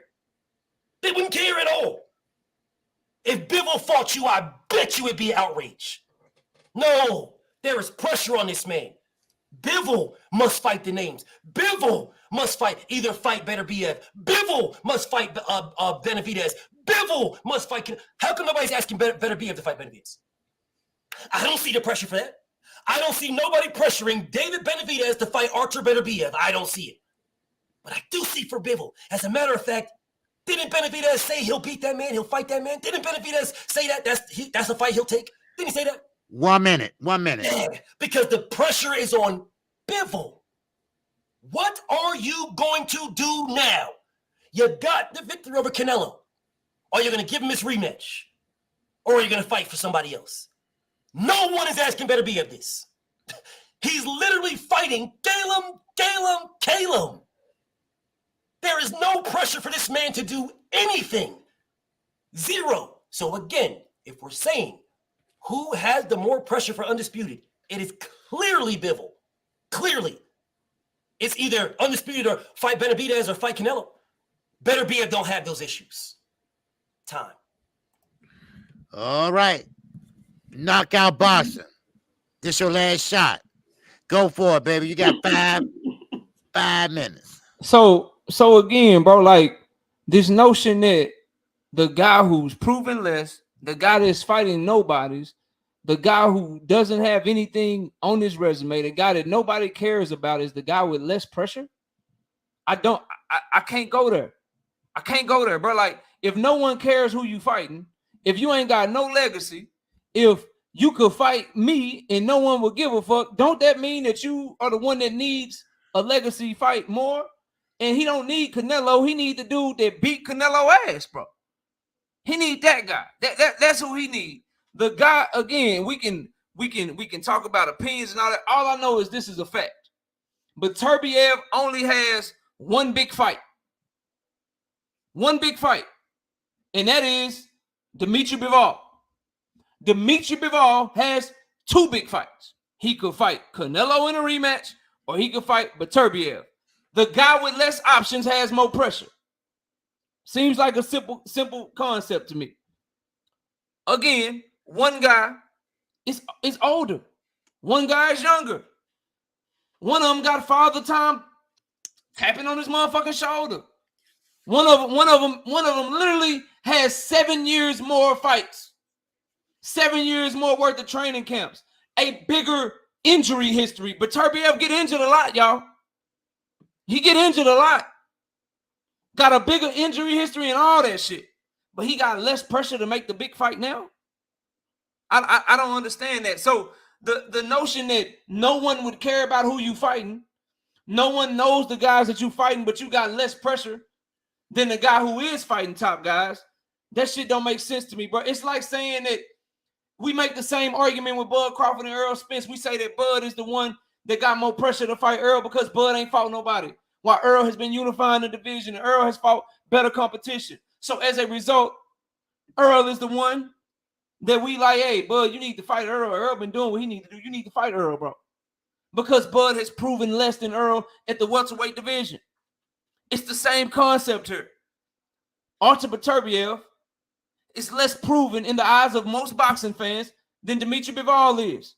Because you can search up and down his resume all you want to. You will not see a 4-division champion on his resume. You can search up and down his resume all you want to. You will not see an undisputed champion on his resume. He is getting ordered to fight mandatory after mandatory after mandatory. Anthony Yard, mandatory. Callum Smith, mandatory. He is fighting dudes because they have to fight him. And he has no other options. Dimitri Bivol is fighting dudes because he's in a better position than Artur Beterbiev. He's a bigger name right now. So the fact that no one cares about you puts you in a position to where you got more pressure on you to make the fight. You got more pressure on you to go get a big fight because you ain't fought nobody. Like, how is the guy who got less, the guy who is proven less, the guy who is older, how is he the one with less pressure to fight the undisputed fight? Shit, real talk, if we want to talk about winning the fight, Dimitri Bivol could literally just age his ass out. We want to talk about real pressure, he could just age his ass out. Yeah, keep fighting your mandatories, bro. Keep fighting your mandatories. I'm going to go over here and fight Canelo. You know what I'm saying? I'm going to go over here and I'll defend my title again. When I'm 33 and you 39, when I'm 34 and you 40, then we can fight for undisputed. Then we can fight for undisputed. One guy can literally wait the other one out until he's 40 and still be relatively close to his prime. But the guy that will be 40 got less pressure to fight right now? Nah, bro. It's clearly Beterbiev. 1 minute. It's clearly Beterbiev. If you go by the facts of what are we talking about with pressure? Shit. To win this motherfucker, right? They should want to win, right? If the object is to win the undisputed crown, Beterbiev clearly got more pressure because the longer that time go on, the less chance he got of beating Bivol because he way older than his ass and he ain't got nothing on his resume to this point that Dimitri Bivol got. So it clearly is Artur Beterbiev with more pressure on him to hurry up and fight Dimitri Bivol for undisputed because he ain't got much time. That's my round. All right. And that is the debate. Wow. Man, oh man. Everybody got to give both of these guys a clapping hand emoji. All right. Make sure y'all all just give them a clapping hand. Both of these guys. They brought it and they brought it tonight. They set the house on fire. Now, first of all, we got to see what the judges say. All right. Who is going to be the winner tonight? I mean, will KO keep his undefeated record? I don't know. It's up to the judges. All right. Go right ahead. No other than Boxiana, the menace. Straight up in facts. So, I mean, I y'all know Canelo is my guy. It hurts for me to hear y'all talk about Canelo the way y'all talk about Canelo, but I'm here for the drama and the wrist slapping. So I want to give this round to BF because technically you're not really seeing people talk about Beterbiev like that. It's Bivol's time to shine, and Bivol is the guy. So I'm gonna give this round to BF, and that's it. All right. Okay. We're gonna go to Jay Chestnut. right now? Damn, when I picked this question, fuck, man, I ain't think it's gonna be this hard to judge. Damn. Oh man. Damn. For this one, because I mean, each of y'all brothers really got me sold on each of y'all arguments, but I do think when you think about Beterbiev, like I hear the point that his age is up there from KO. You know, he brought up that he accomplished less, but he has knocked out every opponent. He does have 3 of the 4 belts in that weight class, and there's no real outrage. You know, like we hear more of Bivol needs to fight Beterbiev more than Beterbiev needs to fight Bivol. It seems like the eyes are on Bivol, and the point that really stuck out in this round for me was where BF said that it's either fight Canelo again or go fight Undisputed, because that's the only way people are going to accept anything else that Bivol does besides maybe a David Benavidez fight. And that kind of stuck in my mind, because I do think, and I agree, I do think Beterbiev can fight whoever he wants at this point, and no one would be very outraged that Undisputed didn't happen. But if Bivol goes off and fights somebody else that's not Canelo, that's not Beterbiev for Undisputed, I do think there would be more outrage on that side. So I have to give this round to BF. That was a hell of a round, fellas, but I gave that one to BF. All right. Hey, Jay, you got some birds, man? Yep. Okay, I thought so. All right. Last and not least. Okay, y'all don't need my vote. I don't have to vote. That way I can keep my vote silent because it's already two. You know, mine don't count. So I don't. No. We want to hear. We want to hear it though. Yes. This was a really hard round. Are we allowed to do draws? Nope. As judges? Okay. Nope. No draws. Okay. Well, this was a really hard round because technically, and just going off of the arguments that you guys presented and not my own personal views of it, nobody, because Beterbiev is a knockout artist and because he's old, nobody's really expecting anything from him. Nobody wants him to show them anything at this point. So can we, just for the sake of argument and for the chat, can we give what the question was again? What was the question? Who has more pressure to make the Undisputed fight? Who has more pressure to fight for Undisputed, Dimitri Bivol or Artur Beterbiev? Okay, so who has more pressure? And then the fact that Beterbiev has 3 of the 4 belts. He's older already. So at this point, it is kind of like he can just do whatever. He can't help that he older than everybody else. It just so happened to fall that way. Meanwhile, Bivol is still a young tender. He still has things he can do. His name is fresh in people's mind because he did beat Canelo, fresh in people's mind because he did just completely outclass Zerto. So people are expecting things from him. So for those reasons, to me, that's a BF round because I'm looking to see what Bivol is doing next. I'm not really concerned about Beterbiev at this point because to me, he's already done what he's going to do. I would love to see him in Bivol, but I'm not like just, going to be pissed off if he decides to retire today. I wouldn't be mad about it at this point.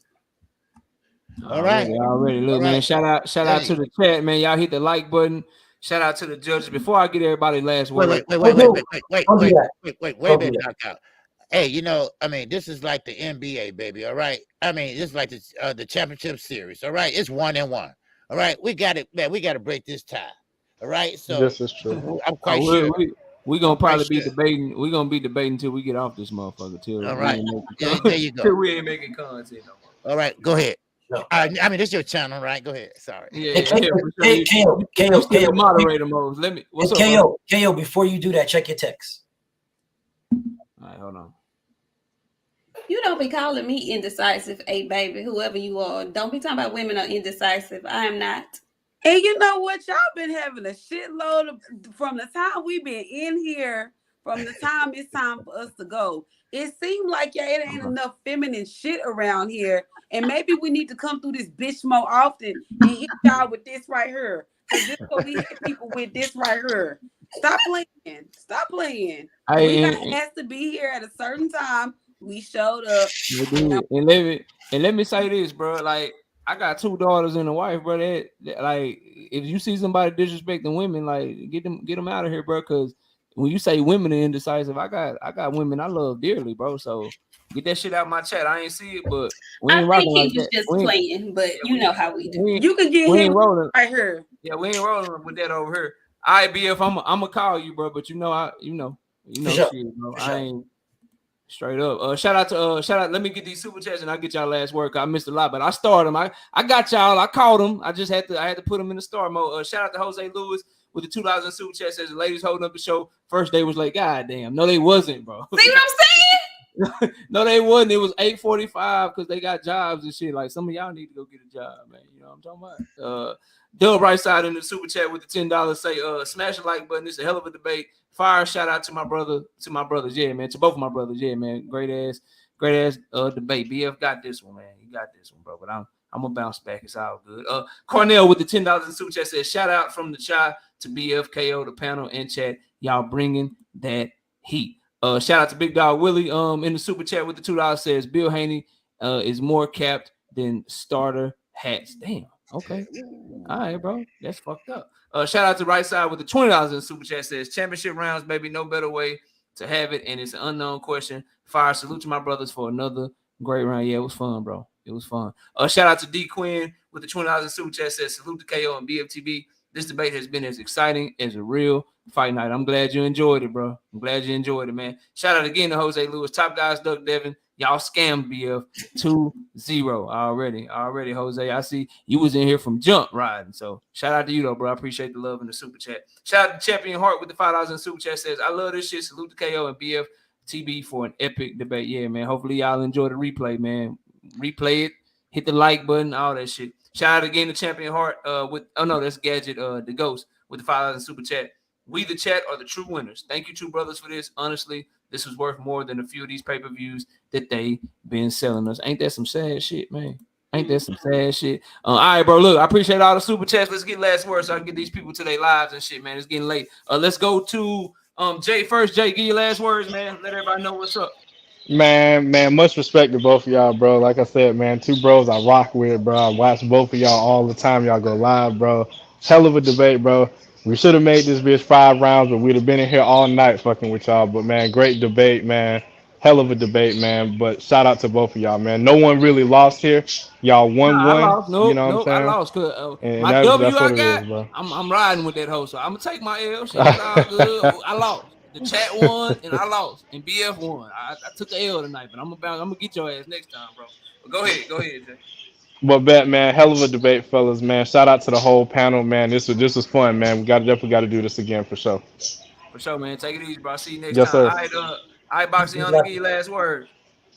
Y'all did amazing. A whole lot of this right here. I like this shit right here. Invite me back out to come see this shit right here because I like that shit. The Queens of the Ring will be here on Friday, 9:30. We be with the shits. You struggle hairlines and unconnecting beards. Come see me on Friday because I ain't gonna take out KO channel, but come see me on my shit. I promise you, it ain't gonna go how y'all think because I don't like these comments. But thank y'all for inviting me. I'll be back. A whole lot of this. KO, BF, KQKC, my friend. I'll see y'all soon. All right. All right. Peace out. All right, Nick, go ahead and get your last words. Let everybody know what's going down. Thank you guys so much. I appreciate you waiting on me. It was me. I was the holdup. It was me. Anyway, I appreciate it. You guys, I dropped the Hump Day Wednesday video. If you haven't checked it out, go check it out on Nick J, Queens of the Ring. As my friend said, we'll be back on Friday to give our weekly boxing recap. And congratulations to BFTV. I know you're gonna come back swinging, throwing haymakers and windmilling. And if and when you get back in the ring, KO, holla at your girl. If I can make it happen, I'd love to judge again. Okay. And I was good. I wasn't biased. No, I thought the judges did an excellent job. I thought everybody was on point tonight. So yeah, it was fire, man. I enjoyed myself. Excellent debate. Excellent debate. I'll see y'all Friday. All right, peace. All right, KQ, give your last words, man. Let everybody know what's up. Well, man, look, I mean, it was a great debate. Like I say, the nephew, my LDBC brother, and my co-host on Sunday mornings. Man, y'all made me proud. Y'all did what y'all had to do. I mean, y'all came out with fire, you know, and that's what everybody coming for. All right. That what makes a good content creator. That what makes a good boxing mind. And both of these two guys got great boxing mind, and especially when you can debate off the cuff. You know, that's something that's special. That's something that you only can do from a diehard boxing fan. So I am KQKC. I will be live tomorrow at 11 a.m. Central Standard Time. So with that, I will see you tomorrow, and I will see you Saturday. I will be calling we'll see how the poll go, but we got 3 fights Saturday on Showtime, The Zone, and ESPN. So I put a poll up. So vote on the poll which fight you want me to call, and I will call that fight. I'm here for the subscribers. And with that, I appreciate y'all. Y'all have a good night. Peace. All right, peace out, KQ. And I got the super chats, y'all. I got them started. I'm just letting everybody get their last word so we can get them out of here to get to their night. IBF, man, the champ is here, man. Go ahead and give your last words, man. You did your thing tonight. You got me, bro. Talk your shit, man. Go ahead. It's all love, bro. Like, you know, I just want everybody to know, bro. I don't, me personally, I do this because I have real love for my brother KO. Like, I don't need to do this, bro. I don't need to debate. I don't need to come nowhere. I'm fine in the yard. But if my brother calls me, if my brother needs me, I'm gonna come, because that's just my brother right there, bro. Like, I got legitimate love for the dude, man. Like, that's just my brother, man. I just got mad love for him, man. And I know it's your debate series, but for me, I don't look at it that way. For me, I look at it like I'm iron sharpening iron, and there's only one nigga that can sharpen my iron, bro. You know what I'm saying? So for me, I know that's what you do. You got the wins and the losses and shit like that, but I got wins and losses with everybody else. Everybody else. But when me and you, bro, for me, I don't know how you feel, but for me, like, this is like this is therapy. You know what I'm saying? Yeah, I get it, bro. You get a lot of bullshit over there. A lot of people don't want to talk boxing with you. A lot of people just come to troll and shit. You know, when you talk with me, shit, we gonna talk boxing. Yeah. You know what I mean? This is like all I love, man. This is my passion. This is what I love. So when I get to talk to my brother, it's like, man, I get to do what I want to do, man. This is what I want to do. You know what I'm saying? So I appreciate you, man. I respect what you do. I respect your panel. I respect you as a human, bro, as a father. I respect you as a friend. You know what I'm saying? And whenever you need me, man, I'm gonna text away. Already. Don't forget, you got to catch that Johnny Allison body next week. I'm gonna hit you up. For sure. You gotta catch that body next week, man. Y'all, he don't need me to tell y'all, because all y'all in here better be already. But y'all go sub to my bro, man. Go and check him out. He'll be live in the yard 5 p.m. tomorrow Central Standard Time. And check out them morning grinds. Hey, them morning grinds be so. Look, if y'all don't do nothing else, bro, when you get up in the morning, if you gotta go to work, you gotta go for your run, you gotta go work out. Cause me, I do it on my run and shit, bro.